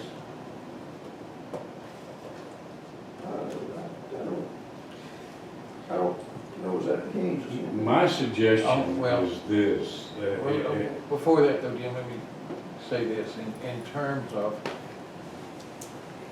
the T-SPLOST element of that would be, if we want to keep these roads mowed, right now we have two teams that need mowing. You mow a road, and by the time you get back to it, after 500 miles, it's this high. The T-SPLOST part of that would be to be able to buy some additional mowers. The rest of that would just be regular.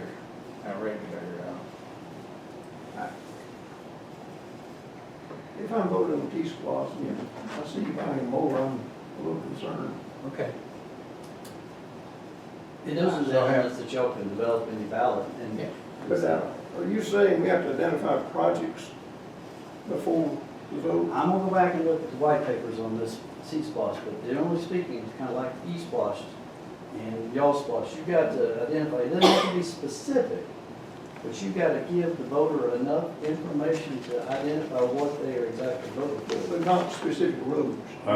Hubert, I can tell you, I did the T-Squash when it was proposed before, region-wide, and I had to identify every. Yeah, now that was a little bit more constricted. I think that one's a little bit. Well, and the other thing, and I haven't seen the T-Splosh legislation, the municipalities had to be included as well.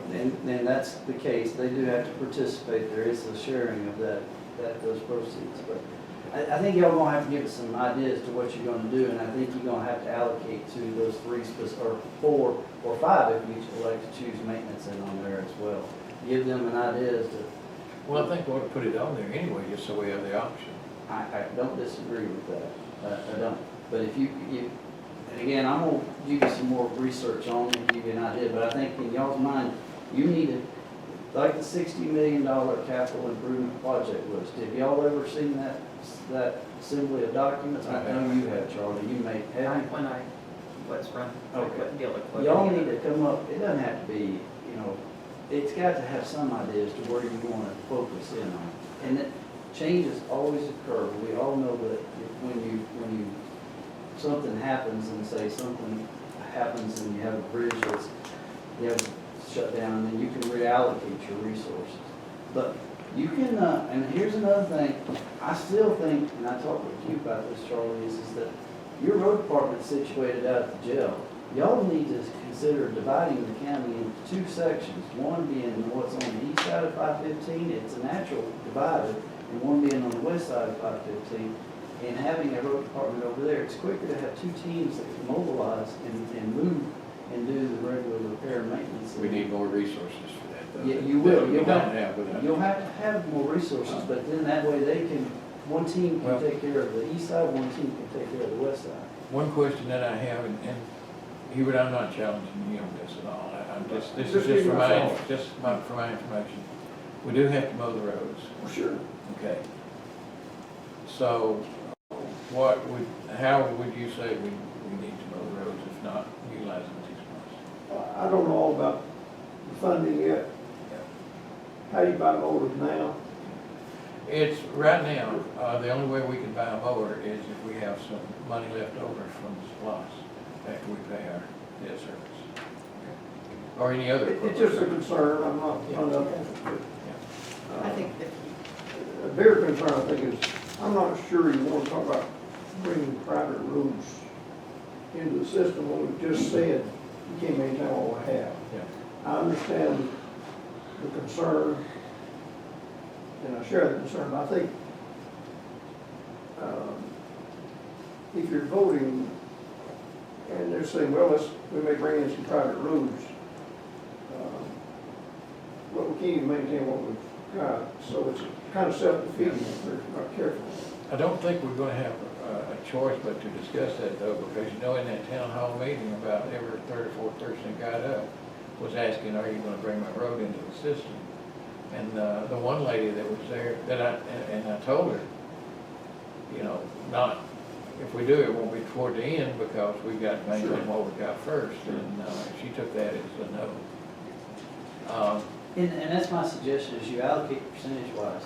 And that way all the voters see the benefit. Maybe only 10% of the collections goes to incorporation of private roads into the county.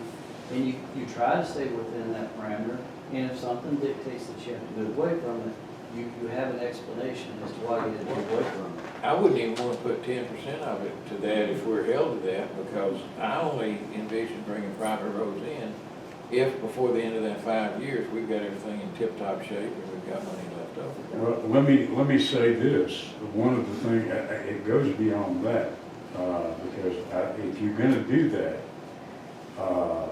your subdivision regulations, your road regulations today, you give the developer the option of whether to develop a road to a standard to where it could be accepted into the county system, or that it would be a private road ad infinitum, forever. Now, if you are going to accept roads in that have been developed under those parameters, then I don't think you ought to take them in. Because if you do that, then you're going to have to go back and redo. Plus you give that developer the out, and the director is sitting here. If you don't change your regulations for road development, then you just keep compounding the problem. And without disagreeing with that, let me say that I think what we've done is we're getting really into the weeds with this. We're going down a path as if this has already been approved and we're trying to implement it. I agree. It's been a good discussion. It's been a good discussion, but Let's go forward. exactly. Yeah. So, any other? Well, I'm assuming that everybody's going forward. One of the most important things is y'all got to identify your estimated collections. Okay. I can't do that. Would that not be pretty much the same thing as what our current SPOS collection is? Unfortunately not, because of the fact that the T-SPOS is not imposed on fuel tax. That component, that's got to be backed out of there if I'm not mistaken. Okay. So somebody's going to, and I just looked real quickly a minute ago, somebody's going to have to come up with that computation so that y'all have an idea before you want to know how much you can get or estimated to collect at a zero growth or 5%, whatever y'all choose to do. You you enter into the negotiations with the city, you'll know what you're negotiating. I think we have a good starting point in that the work that was done on the regional basis that was done by the county. Those revenues were calculated by county. Yeah, unfortunately, those are dated. Yeah, I mean, but it's a starting point. Well, there, Can't Andrew Tritt do something like he that may for us? can do that. I think he's done that for us in the past when we've been Yeah, working on and- lottery funding. and Yeah, stuff. and again, we just need to reach out to him and get the SPOS estimate, T-SPOS estimated collections, so that we'll know exactly what's going on. And either he or any Department of Revenue can assist with that as well. We're gonna have to do that quickly because I have asked Ed Winter to reach out and set up meetings. And I don't know if you've got any feedback on Talked to Al, but not back. We're thinking Monday or Tuesday. Do you want me to, can I contact Andrew to see if he can do that for us? I mean, we don't have to have any kind of agreement with him. I'll tell you somebody else that is a good resource too, and that's your regional commission, your staff there. You can give that to them, and I'll bet you they've done it for other counties within the commission. But, yeah, we can get the information. Okay. Are we ready to move on? Okay.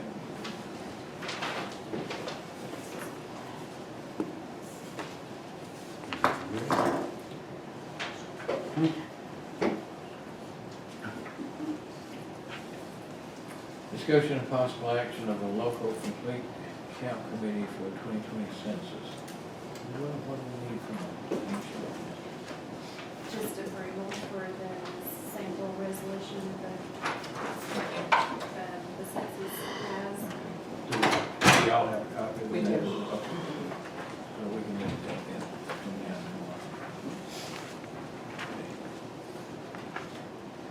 Discussion and possible action on the 2020 road paving list.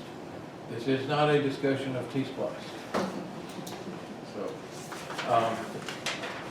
at this point, let's take about a 10-minute break. I will tell y'all this. We've got a whole lot of rezoning requests, but in looking through them, I don't see a reason in the world why we can't be through them in a real quick time frame. So, yeah. So hopefully we can still get out of here in a reasonable time. So let's take 10 and be back, and we'll try to get this all finished up.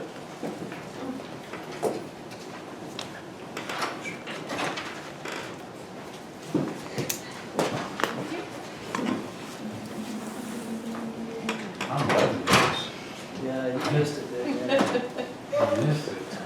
You need to get out to the airport and get that. Going back then for a moment to the Calendar. 9/1 calendar.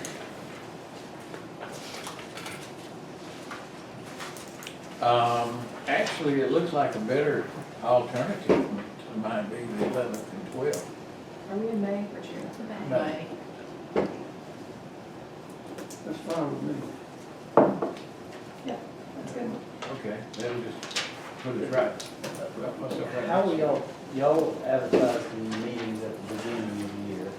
That's why we want to try to get this done now, because they want us to put the day in the paper. However, your charter provides that you meet on the second Thursday of every month, and that's been observed for years and years and years. Unless we make other arrangements. That's at the bottom. And I know that. I was gonna say, let me get to where we wanna get. Well, we also run an ad today for the week before. I was gonna say, because y'all are changing 1/3 of the meetings for this upcoming year, fourth quarter, if you look at it from that perspective, you need to make certain that you advertise it heavily. And I don't know that just once would be enough before the meeting. I'd probably do it 2 weeks The ones before. we're changing, I'll do more. But it would only be the ones we change. Yes, absolutely. Yeah, we can advertise those for a couple. Just so that, because the consistency of who shows up on Thursday is gonna be, Yeah.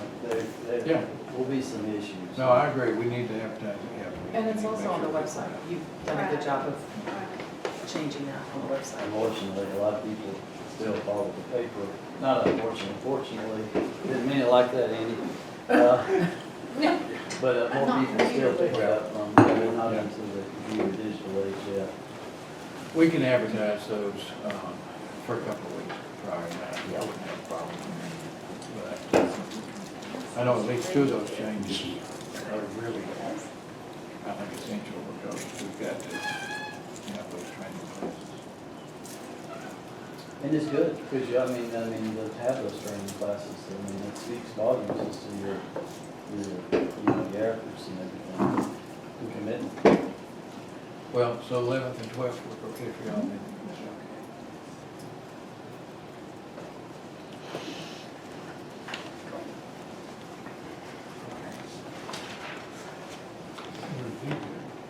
Okay, so the 2020 road paving list.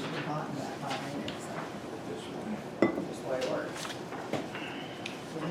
Mr. Chairman, if, before you all adopt the paving list, now I've received a copy of it. And I'll tell you, you are, Now, you may not have the same thing that they have. It looks like theirs might be a little bit this is different. what I have. That's what I gave you, but I have. His is different. This is 19.31 miles and 1.3. Of course. Everybody's got something different. Let me say this, you were very This can't be right, because it's 200,000. optimistic about the paving.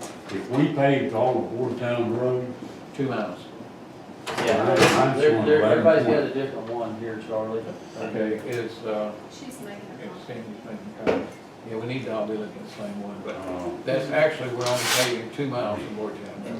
Charlie, if we y'all, we actually had to do Wardtown, in 3 or 4 phases Yeah. to pave it. if y'all elect to outsource that next year, is your estimated cost still going to be $100,000 a mile, or is it going to be slightly more?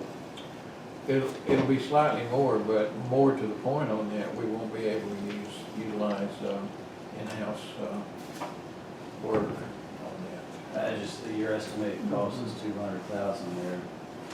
Okay. Well, I'm going to defer to Jim on what it could cost to that. Here, Oh. you're the road department guy.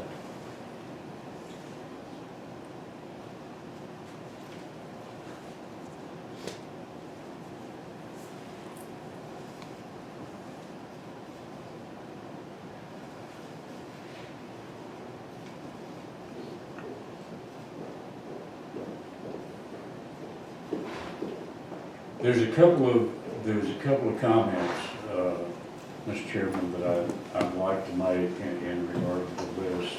And I don't know this for a fact, until I've had a chance to, talk to Gary McVeigh with the Water and Sewer Authority. They have a plan to extend water, on Round Top, all the way to the Pickens County line, from the point where it ends now at Old South Farmers. I would strongly suggest that we defer paving Round Top until we know if they're going to extend that water line, because they'll tear it up. And the power lines that are going in there. So, if, can, the question that I'm asking, can we defer on the adoption of this list until your meeting tomorrow night, and I can get some answers? Oh, yeah, we can adopt it till then anyway, so. Okay. I think you can adopt it as late as April 1st. Now, that's the Well, charter. now, It may not be- No, it's December 31st for Elm. Yeah. They're,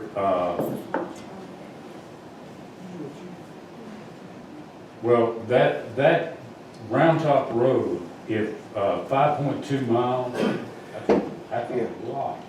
And if the Water and Sewer Authority is going to extend that water line, we need to wait, or we need to get an answer from them, because I don't want to go in there and pave it, and then and them come in there. They have been awarded the CDBG grant for that. They have been awarded? Yeah. Just to. So we need to rethink that. What they've been awarded is from Old South on down to Old Round Top. Yeah, it's not the full extension. Oh, it's not the full There extension? still is a project on the books to go into Pickens County line, but I don't know. That's right there, that's a member of the water and sewer. Okay, so it's just to Old Round Top Road? The current grant takes us to Old Round Top Road. There is a project projection to take it on to Pickens County, yes. How soon that'll be? Nobody knows right now. Well, Okay, Probably a conversation with Gary will be in order on that. okay, all right. If you just give me a chance, Yeah. I'll have something for you tomorrow night. Okay.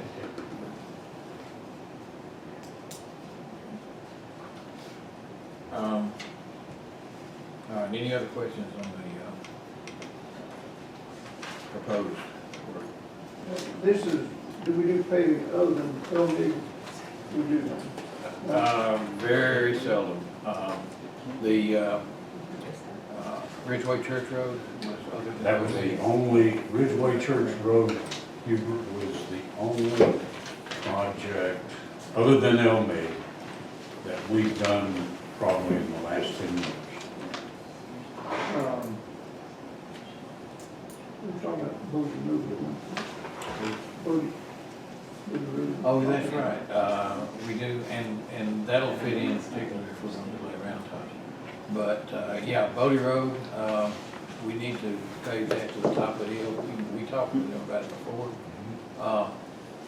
James came out and figured out how to fix that problem that we had with the spring, so that's corrected now. Talking about the spring that runs down parallel Yeah. to the road? It's in the middle of the road, yeah, right here it was, yeah. So that's been fixed now, and we can just pave it to the top of the hill. Okay. So, and that'll be tar and chip. So let's, For the record, the name Parker on a couple of these roads had nothing to do with me. I don't own any property there, never have. But it is a good name. you know, I found a Paris road in Gilmer County, except that they used 2 R's instead of 1, but I rode out there. And I decided I didn't want to have my name on it anyway. Okay, good. But yeah, Bodie Road to the top of the hill, that's, and that was omitted, I apologize for that. That's a good catch, thank you.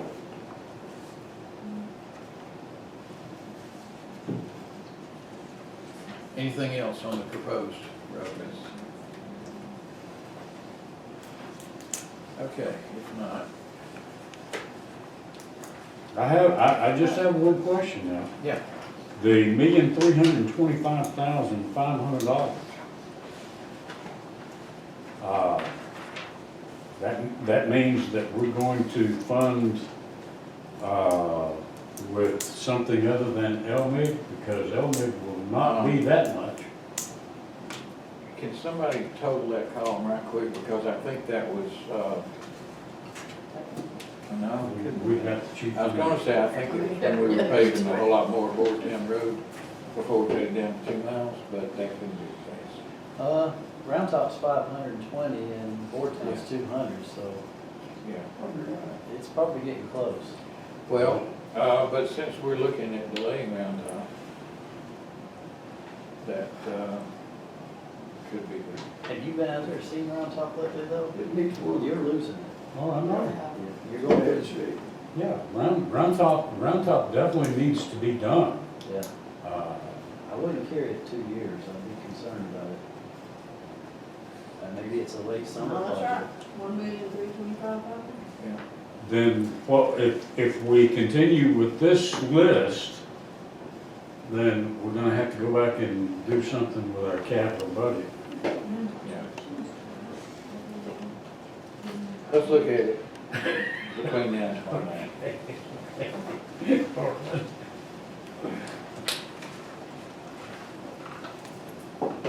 Just off the top of your head, any idea about how far it is on Bodie Road on top of the hill there. Just a second. I have my little handy dandy list here.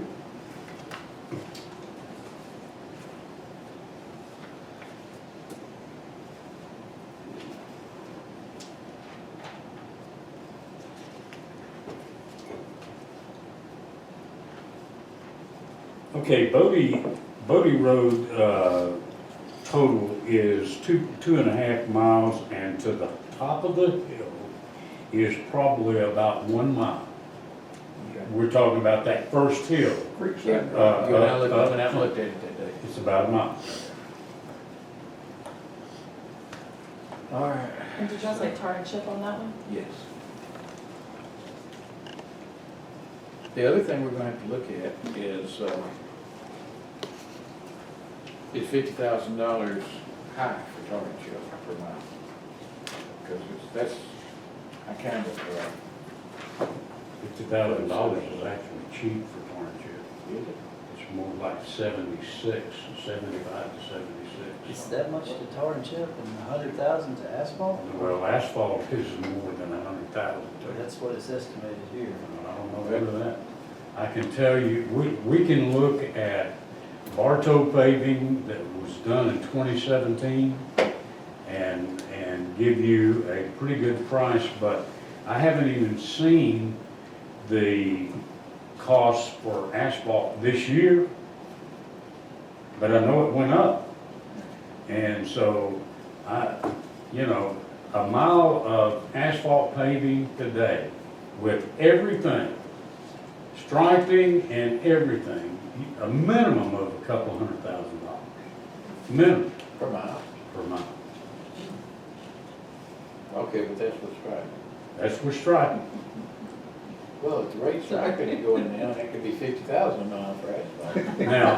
Now, folks, one of the things that I'm doing, and we don't have to do it this way, but it's a fair way to do it. I'm charging all of the labor, all of the equipment, and everything that we do with LMIG, I'm charging that to the LMIG project. Now, if we didn't want to do that, if we wanted to eat part of that, then we can. But yeah, you're looking at a couple $100,000 a mile, striping and everything to lay So an inch of Round asphalt. Top Road is at 5.2 miles on this, and it's estimated at 520,000. I don't know where your numbers came from. I don't know where these numbers came from. I've got a document back there that shows, I think it shows 40,000 a mile for tar and chip and. But how old is that document? Oh, 2 or 3 years. And that's. But I got it from the road department. Yeah, well, it's older than 2 or 3 years, I promise you. Every year, if you look at your bidding that you do for asphalt and that you do for emulsion and things like that, and you take your calculations, you can come pretty close, but I guarantee you, it's more expensive. You can ask any of the pavers. You just paved. I was gonna say, can't we just look at what we paid, or what we paid? You just got new prices though. You just got new prices. Yeah, but we could factor that in. Yeah. But that was done in-house, and you added the labor costs and all the other soft costs, so to speak, Because that was all in kind, in kind. and it won't be, but that doesn't affect the bottom line price, it just affects how much we have to come up with in cash versus services. But if Round Top Road is at 5.2 miles, the estimated length of pave, and he's saying it's $200,000 estimated to turnkey that, which puts striping on it and Be a everything. million. You've already reached your estimated. I agree, all I'm saying is that that's gonna be the price, whether we do it in-house, in kind or not. Yeah, that's what y'all need to have an idea on, is as to what your turnkey, what you can walk away from. Charles, we'll get together and sit down and Okay. massage this. So tomorrow night, we'll have a massaged. Let's But, yeah, Somebody can resend this tomorrow afternoon before. If we can get it massaged in time. Okay, let's move on to the next thing. Is this on a time table? Do we need to have this approved for? Yes. December 31st, Karleen, we have to submit for the 2020 LMIG, we have to submit to DOT. But y'all do have a special call there scheduled on the 20th, but it could be 23rd delayed to, if you have to. That's gonna cut Jim awful short on his. Well, I might be able to talk Carla Ham at the district, the state Get aid. a little bit of a grace period. Yeah, we might get a grace period, but yeah. There's the asphalt for 2020.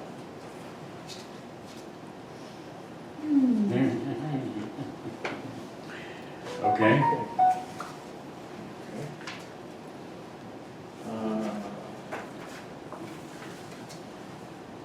Appointment of 2 members to the Joint Development Authority Board.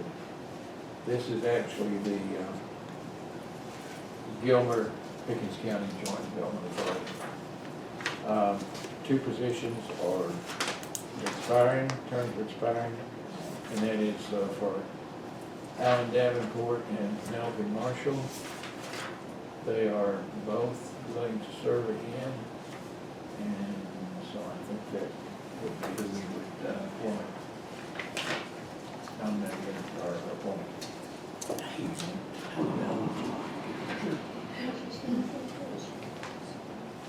Appointment of 2 members to the Planning Commission Board. In this situation, expiring terms are for Paul Mooney and Lamar Walker, and they are both willing to serve again.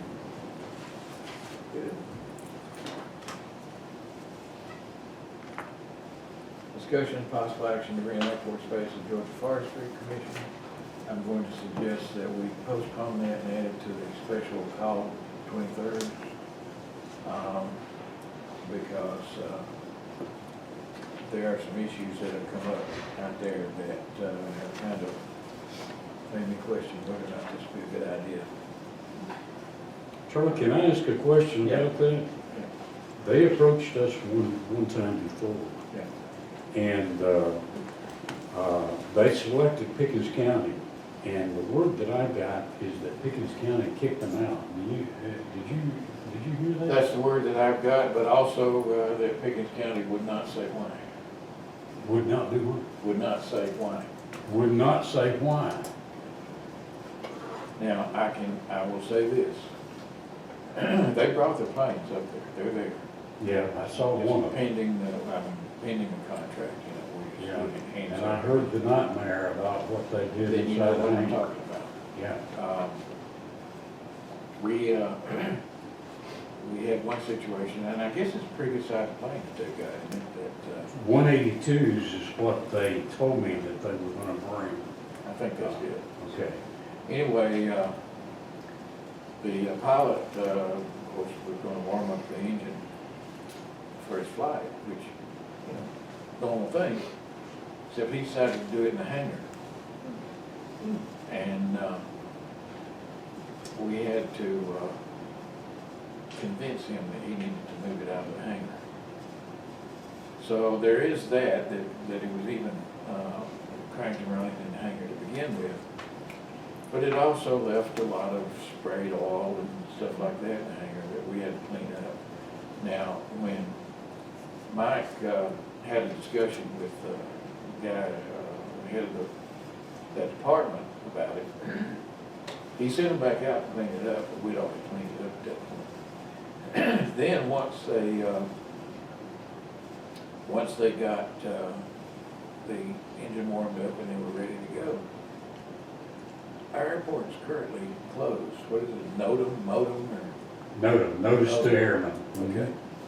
It's currently closed because of all the construction that's going on around there. So they taxied out and took off anyway. Not sure how long they were in the air, and they came back and landed there, so. They didn't have the permission to do it, but they did it. honestly, that coupled with some unknown reason why they exited Pickens has really got me more than a little nervous about the contract bringing in. So,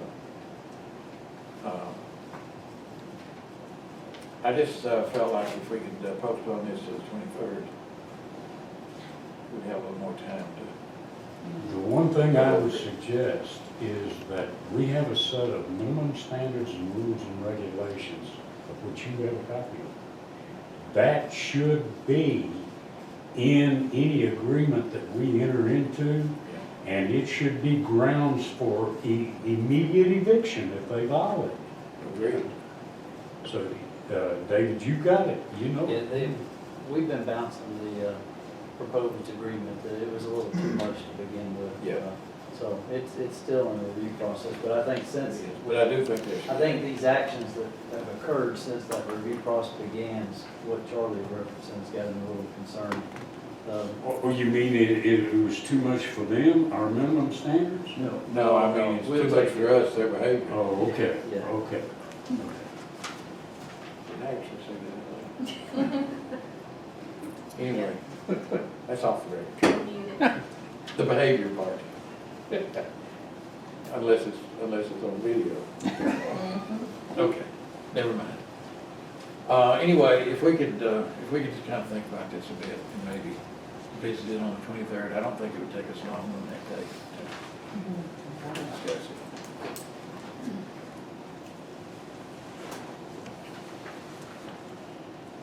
Discussion and possible action on change order for the airport grant project. That's in tab 9. It's, and this is related to the additional steps that had to be taken for soil erosion, the control measures, and well, no, the cleanup should be on them, but the control measures to try to nip this in the bud so we didn't get even more damage. But since it is a contractual, we'll need to vote on it. Daniel, I'm gonna ask about a maximum. Yeah, well, one of the other things I was going to suggest at the meeting, and we can go ahead and discuss it now, is that y'all give, and that the board give Charlie a ceiling on change orders. So for instance, if they're in furtherance of the project, especially the change orders that are involving with the airport, because the county's match percentage is like 5%, I believe, maybe a little less than that. I don't remember what the exact percentage of it is, but if the change order was less than $50,000, we'd just authorize him to go ahead and sign it without any further need for it to come back on a meeting and have it officially adopted at the meeting. So it's just kind of a little built-in to avoid this in the future. So y'all may want to consider adding that to the resolution tomorrow night. And you may come up, $100,000 is probably the equivalent of a $10,000 cost probably to the county. So you may want to come up with a $100,000 saving on that. I don't know, it's up to y'all, but it'd be my suggestion. This change order actually was the first change order, and y'all have already approved the second change order number 2. And so they're kind of in a little, but we didn't get this one until after change order number 2 was presented to the county. All right, so any more discussion on that for today? All right, so we hit our rezonings. First one, James Waters from C1 commercial to R3 residential multifamily, and this would be to build a duplex. This would be the first one incorporating the new district y'all created. I wonder if that's a part of it. Yeah, this is something I think Denise has been wanting to do there for a long time, but we couldn't do it until that. Coincidentally, we had that challenge. Not suggesting we changed it for you, but. Okay, and personally, I don't have a problem with it. I don't know. Okay. Hubert, you okay?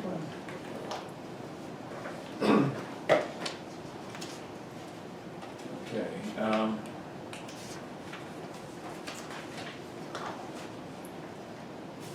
I have a bit of a question, whether it's Cynthia or Hillsman and Shirley. I'm gonna say Giuliano Yeah, from R1 residential low density to R1 residential low density with conditional use. And this is to put a guest home within a barn on the parcel.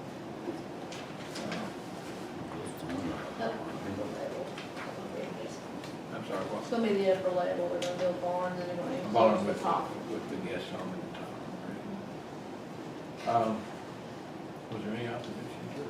Yes. And everything is okay? Yeah, they've got a, the size of their property.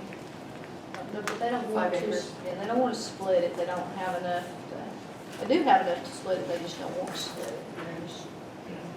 They're anticipating this to be a very, very seasonal or conditional use because they don't have a company there that often, but they want to have a little spot for them when they do have a family there.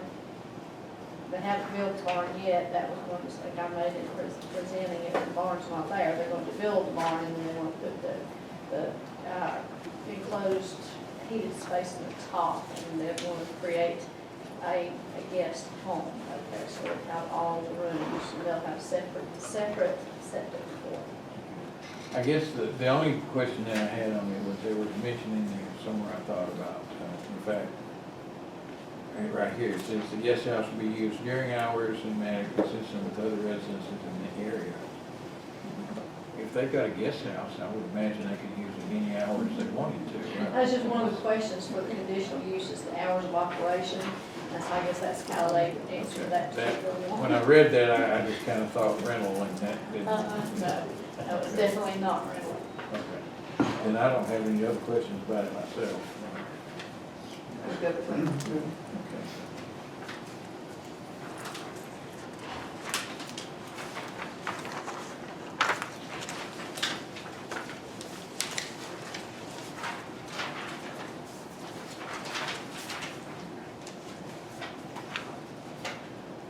The next.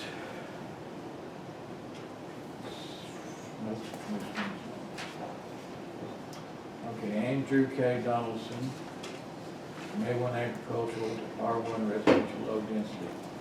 The question I had on that one, and this is, as I understand it, is to combine parcels. But it specifies several times in there to combine parcels for buffering, which I Yeah, assume means just noise and so forth. for him not having anybody build next to him. Okay, so that's what, Yeah. when I heard buffering, I'm thinking in terms of noise and so forth, and I'm thinking, what does it matter whether they're combined or not? you know? Yeah, no, he just wants to, Okay. he could have rezoned his He property just wants to where make he sure nobody lives, builds but, near it. yeah, he just is buying up the properties as they become available and combine them into his. If he buys that property though, does he still need to rezone it and so forth? He still got his buffering. Yeah, it needs to be rezoned because it can't be combined to his, he's R1. Well, that's what I'm saying, now whether he combines it or not, he's got his buffering. Yeah, no, that's just an added extra. I don't have a problem with it necessarily, I just, Yeah, it's the wording, Yeah, yeah, well. he just wants to make sure nobody builds next to him, and then he also wants all the, things that he gets, I guess, the homestead and that sort of thing, we can't get it unless he combines it.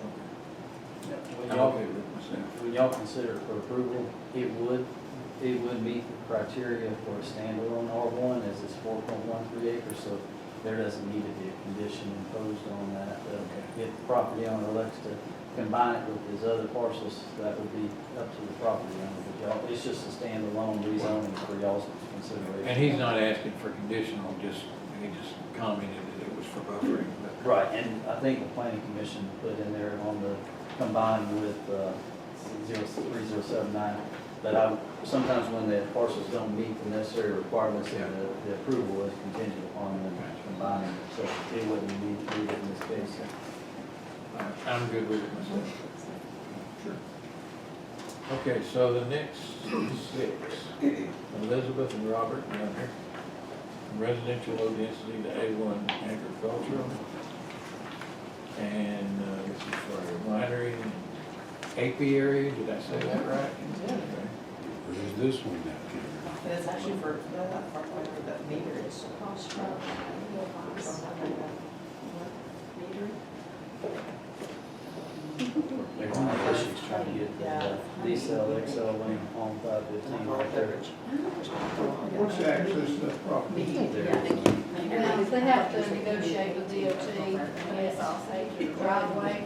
I think there is access off of it, it's just up to the railroad off of 515, so I think they're gonna have to do some negotiating with Well, DOT. they have suggested or have said that they have no interest in using any other access other than 515. Yeah, because I was looking at the thing, and it shows, it shows access through the one we were looking at. Well, Remember? it's got access, but it's an unauthorized, unapproved access over the railroad. And the only way the railroad will give you legal access is if there's an equivalent closed access that occurs. I think though there's another little road there that probably not even a road anymore, it used to be used for somebody, and they said they have no interest in using it. Yeah, it's through For me, this I would say- division or that little bitty one that extends into that one. You know, we hear people say that, and then the next thing you know, they're trying to utilize these little roads. Is that over 515? Uh-huh. That little road? That little road's probably not an improved access off 515 because they gotta have D-cell, XL lanes and, I just would feel better if we did it conditional on them getting the 515 entrance. well, if they don't, I mean, they won't be able to use the property for their. I agree, this is just a feel good for me. Gotcha. Yeah, and that may be the best thing. So that little road is off 515? I jumped in, okay. So I would be good with all of these, with the stipulation that they have to negotiate and obtain an entrance off of 515. How about just simply the land district changes? I think the conditional use would merit that, Okay. but I don't know that just changing the land district from a, yeah, I'm trying to see, they want to go from R1 to A1. I don't see No, I'm fine with that, just doing it on the wineries. the condition, yeah.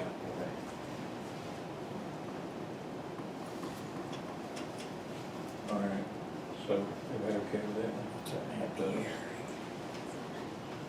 Okay, the last one is Holly Rock LLC, residential low density to A1 agricultural. And as I understood it, this was to combine it with a larger parcel. And personally, I have no problem with that.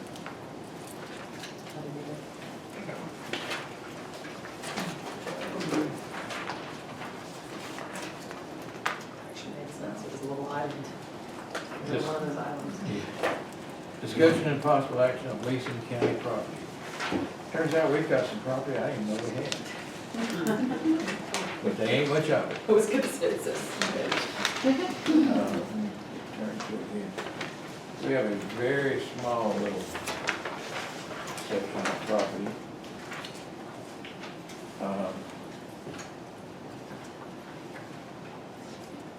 And you can see pretty much the entire thing in the picture.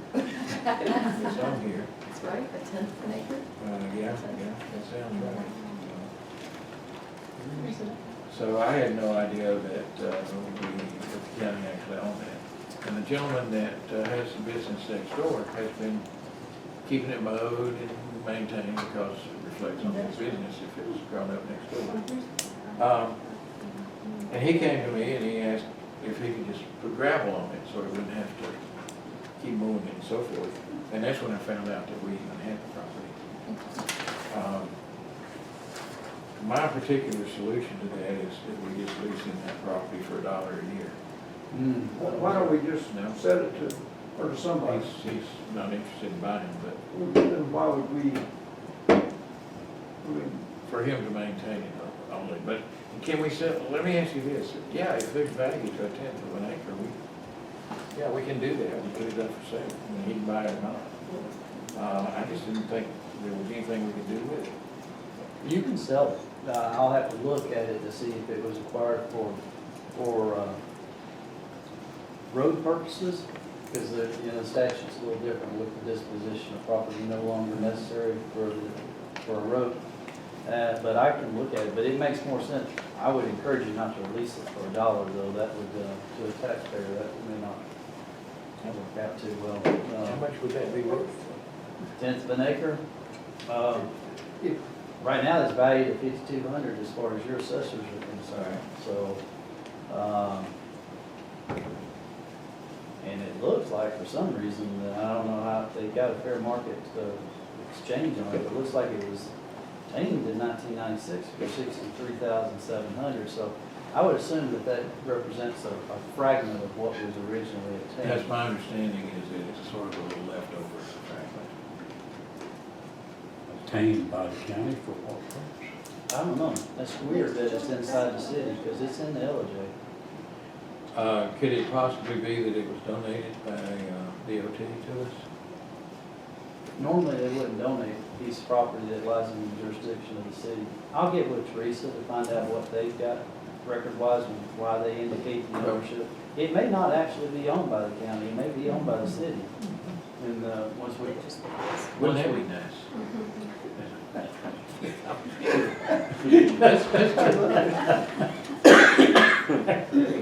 Okay.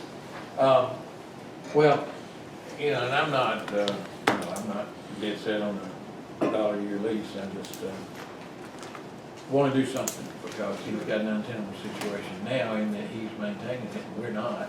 it doesn't make any sense, as Hubert alluded to earlier, put it back on the tax rolls on another piece of property. It doesn't make any sense for the county to have a 10th of an That acre. works for me.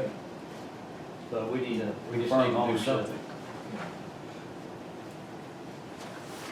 Can we get the answers we need, you think, by tomorrow night?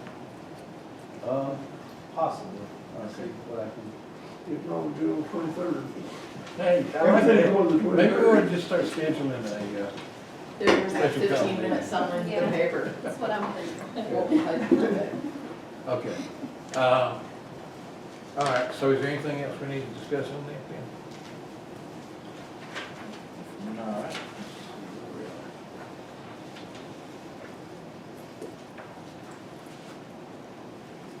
Discussion of possible action on quarterly budget amendments. I don't really know of any that's pending. I think that's sort of a catch-all that we put on there. We probably will have some in January, for the January meeting, just for, end of the year. Why would you do an after-the-fact budget amendment? That's kind of frustrated me for years. A budget is a forward-looking document. Right. Don't fuss at you. No, I The, know. the only way we would do the amendment, well, no, we do the after effect, after, too. Typically, when we do budget amendments, is to accommodate something that was unanticipated in the original budget that's come up. And we need to, something needs to be done to increase the funding on it. An example would be the scales that we talked about. We funded $35,000 to replace the scales out at solid waste. And it turns out that it's gonna be, be more than that. I don't have the exact figures in my head, but it's gonna be more than that, but we still need to do it.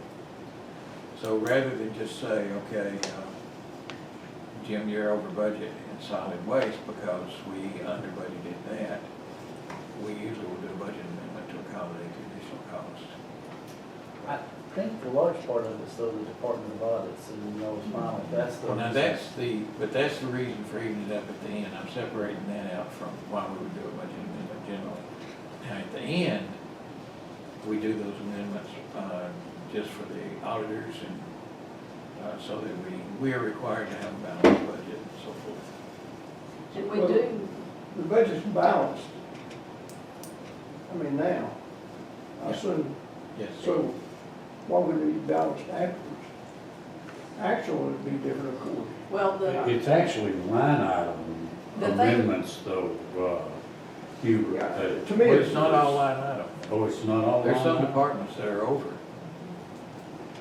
and the thing with the Department of Audits that David was referring to, you probably know this, any department that is more than 3% over budget at the end of the year gets a comment in the audit. But I agree, government on my background here. Isn't that you're covering for people? That's what laws deal with. Slap Is that up. not true? Dallas had the very same You- concerns. you- Well, forgive me then. No, no. But Well, you're he exactly is sitting in right. that seat. Yeah. But I you're can't exactly see. right. You hit the Your nail on the budget- head. your budget versus I your just- actual. Well, And it I would, have to say I would vote against it if that's what we're doing. it's, because there are a few things that come up unexpectedly, some are just, I'm not gonna say much about that, but anyway. There are some things like ladder truck repairs on the fire truck. You know, some things do come up unexpectedly that are kinda out of their And have to control. be done. And if we could, you know, if we could at least adjust for those. But we all know then- that, I mean, it's, Yeah, but doing it after the fact seems kind of, I understand. okay. Well, we I know certainly that, have- but somebody looking at the budget and having the fire department over by that amount doesn't necessarily understand that the ladder truck had to be repaired, and that wasn't anticipated. I understand what you're saying. Let me ask you this. I'm not getting through, am I? No, Well, you- you kind of are, but let me ask you. The reason we do this is because we don't want the comments in the audit. So what's the, are there more reasons for than that? And if it is just for the comments, does that really hurt us? No, not really. I mean, we just get the comments in the audit. And, you But from the know, state's perspective, we're still okay though, right? right, Even if we're 3% over? it's better not to be. I would, yeah, I think maybe she needs to ask a little bit more on background with Chris on that, because, but I understand where Hubert is talking about is y'all are I do rewarding, too. you're rewarding No, a department head or a elected official. I understand, and I'm perfectly willing to not do that as long as it doesn't affect the county and other areas. And I think that's maybe a Chris question that he can answer. Now, I do know that your audited report has to be submitted annually to your finance on those, and it could potentially affect the ratings of the county if it looks like the county's consistently running over budget. However, it's something that, man, maybe on the budget amendments that y'all do in the future, instead of doing them by a complete engross, which you're doing 4 or 5, you just vote on them independently. That way Hubert would have the opportunity to object to those that were more rewarding, potentially, bad spending. Right. And there are, you know, like we were talking about a minute ago, there are some that have come up that were unexpected, like the ladder truck repairs, like the scales, you know, those kind of things. You know, if we could at least adjust for those, then, you know, that's gonna get those budgets, should get those budgets back in line. Now, the others that are out just because they don't spend too much. One thing too, of course, in my mind is if we as a commission decide to do something that is not in the budget, I think we have to do an amendment then so that the department head isn't hit with being over budget. But an example of that would be, we were talking about earlier, the potential to sell this building the planning and zoning is in particular. In order to do that, we're gonna have to spend some money to establish a new evidence room for the sheriff, because that's where his evidence room is currently. So we may find that we've got to spend, I don't know, $20,000 to build an evidence room somewhere, and we can get, just to pick a figure that, because I don't want to start putting an estimate on something, we can get $20 bazillion over here. But we haven't budgeted this. So I don't think it's right for the department head to be shown his $20,000 over budget at the end of the year. No. Different than the county wise, it wouldn't show up that way. There's another way to handle it. I'm fine with Sure. it. And I just don't want department heads, if they work to stay within their budget, I don't want them to end up at the end of the year over budget because of actions that we took. I think Sandy can handle that, where it doesn't show up that way. I'm not talking about that kind of thing at all. I Well, think we're closer together than it appears historically. okay, well, that sounds to me like something you and Sandy can look at. Sandy can do anything. Yeah. You can do the magic, the magic. He's got that magic pencil. It's magic now instead of forked, is that what you're saying? It's a magic pencil instead of a forked pencil. Okay, so then we're ready to move on. Yes, sir. No, I'm concerned. Resolution of designating a county legislative coordinator. And ACCD has informed us that we need to do that. And I would very much suggest one of them for that job. Since she does it anyway. Right. Yes. I think that's a great option. Will you be spending time in the matter during the session? Oh, no, not that. Is she gonna Not be a that I know. lobbyist? Is she gonna be a registered lobbyist? She will take the emails that are sent to us saying all of the legislative changes and such and disperse them out to everybody. Yeah. But they have to have a name Yeah. for the county. Discussion and possible action of a 5-year agreement with Croy Engineering for the airport. This is one that we all thought had been signed and approved. Turns out that it's been signed, but maybe not approved. Hadn't been signed on the county side,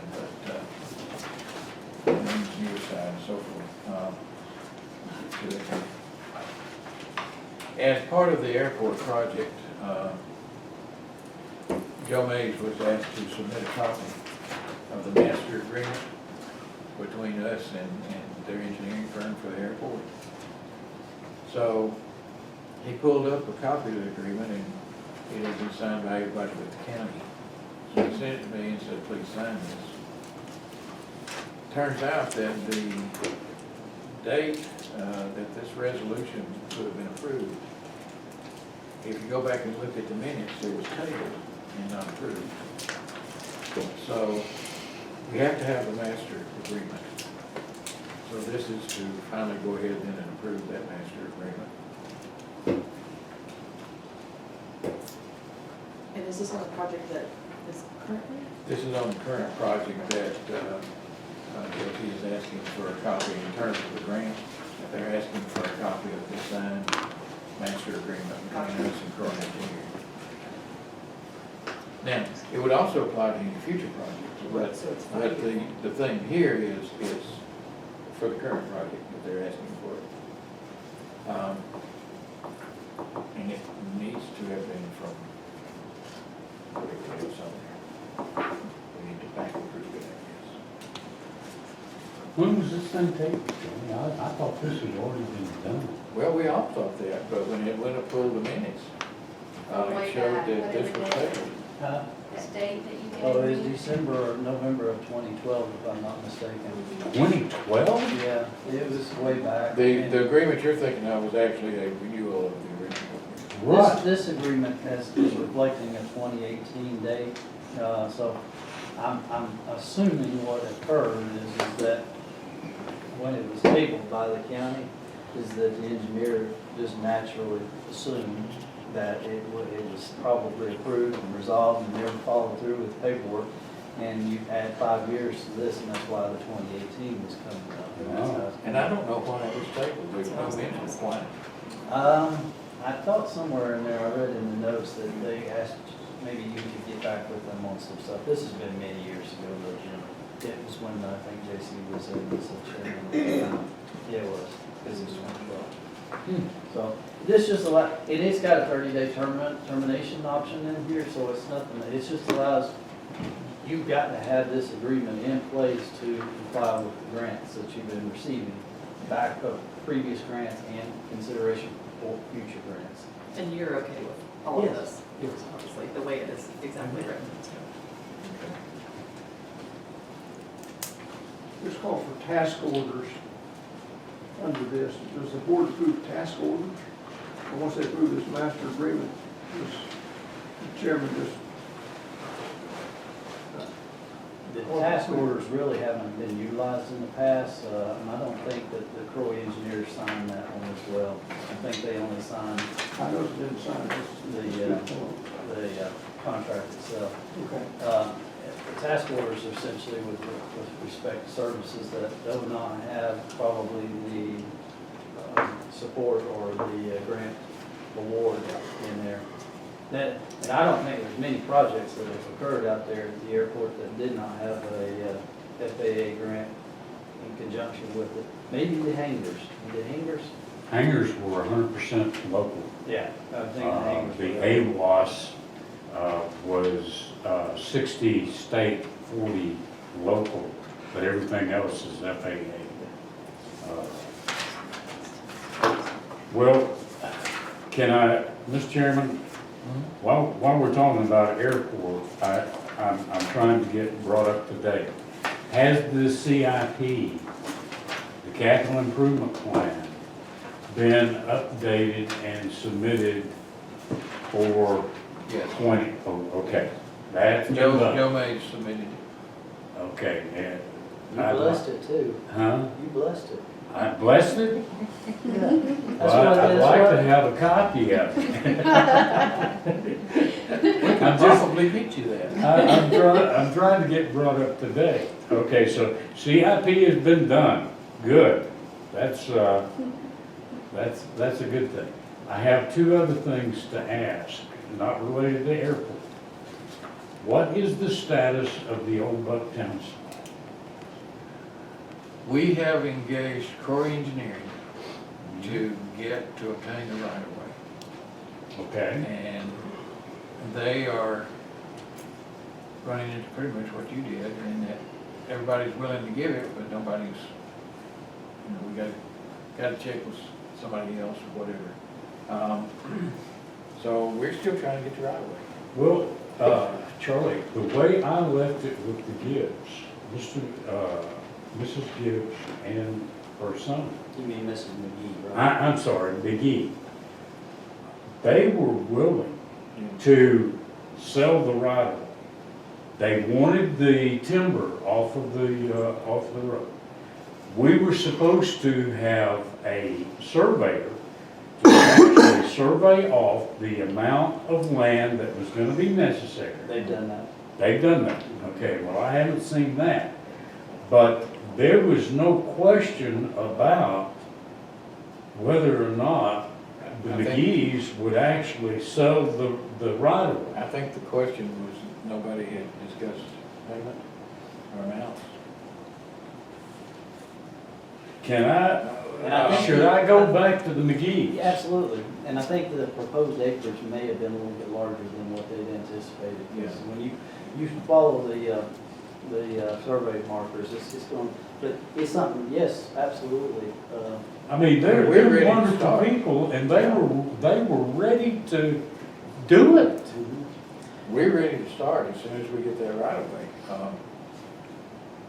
I thought by engaging the engineering firm to do that would speed things along, but it actually hasn't, so. So Jim, you've been deeply missed. Sometimes the engineers slow things We've down. tried to do the best that we can, but again, we've Okay, been deeply so- missed and very loved, so. All right, we're then glad I'm to gonna go have you back to the McGee's, Charlie, if Now get that's back to okay, Absolutely. and say, hey, folks, Yeah.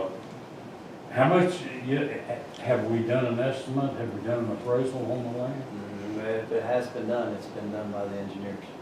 Well, it was supposed to have been, so let me check with them and see. Okay, I think Okay. Zach, what's Zach's last name? George? Zach Buffington. Buffington. Yeah, actually. Yeah, he's a local boy, his mom lives up on, okay, my last question. In the 2019 LMIG paving, Howard Simmons Road was supposed to be paved, milled and paved. That obviously has not been done. Right. Do we want to do that? Can we negotiate with LMIG, to push it out to next year, or? Well, that was my question. Then if that will change the 2020, if we push It Howard will, Simmons, but we do need to do that if we can. it's an expensive project because you've got to actually grind that asphalt up because it's curb and gutter.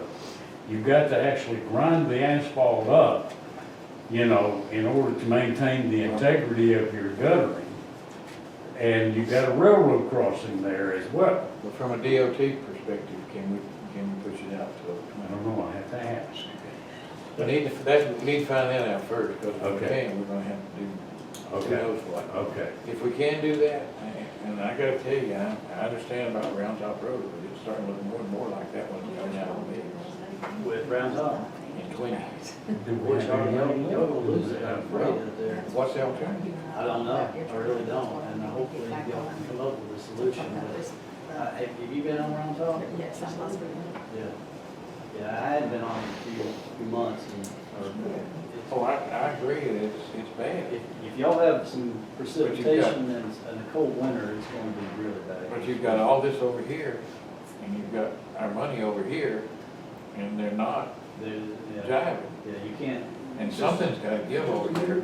And the amount of the money is such that if Round Top stays on there, almost everything else has to be stripped out. Yeah. Well, one of the things about Round Top, Charlie, if you look at the demographics of Gilmer County, that particular part of the county, the southern part and eastern part of the county are the fastest growing parts of the county. I mean, the traffic volumes every day increase out there. You've got subdivisions that have been laying dormant for years that are now being revitalized and redeveloped and things like that. So, I mean, Round Top Road, there is no question about it. Round Top and Mount Pisgah Road, all the way to the county line. I mean, it needs to be done. So, I got 100 of them needs to be done. well, I know, but you know, it's, you know, the squeaky wheel, you know. But Sandy and I have got to get together and find out if we've got any LMIG money left in 2018 or 2019. I want to spend it and get rid of it, you know, and then start 2020 afresh. So if there's, depending on how much her forked pencil will No, work. it's magic. Oh, magic pencil. Then, we might be able to do some things that we haven't done yet. And y'all can finish out this 2019-2020. Well, remember, You we got still till got July. striping, we got But you got till like striping. July 1st to complete those projects because of the state's timeframe, right? December 31st. Now, that's to submit, I'll make To, the June the 30th, to spend all the money. yeah. So Yeah. if Sandy finds some magic, or her magic pen finds some additional monies, you could put Howard Simmons on the spring, on early spring paving. We'll spend I it. don't know that we've got that much. We've got a day. Whatever y'all do on Howard Simmons, y'all need to be, you need to make sure you privately contract it and you got you're in and out quick, because there will be Yeah. a flood. It'll be a nightmare, to do, because that's, you know, from a traffic count, standpoint, that's the heaviest traveled road in the county, but it's gotta be done, and we may have to do it in phases, so. There's a little diagram of how we need to work this. Miracle, right? I didn't read that. I like it. Yes, Karleen, Okay. we just work it that way. You'll get Hubert. Yeah, they've got a little, right, exactly. We believe in miracles. It's the time. It's the time of the year. I'm gonna keep that, I'm not throwing Okay, so if you will get with Sandy and that. remember that little center section there. Yeah, I You can see. get back with us That's- tomorrow night. Oh no, is this a punk of a miraculous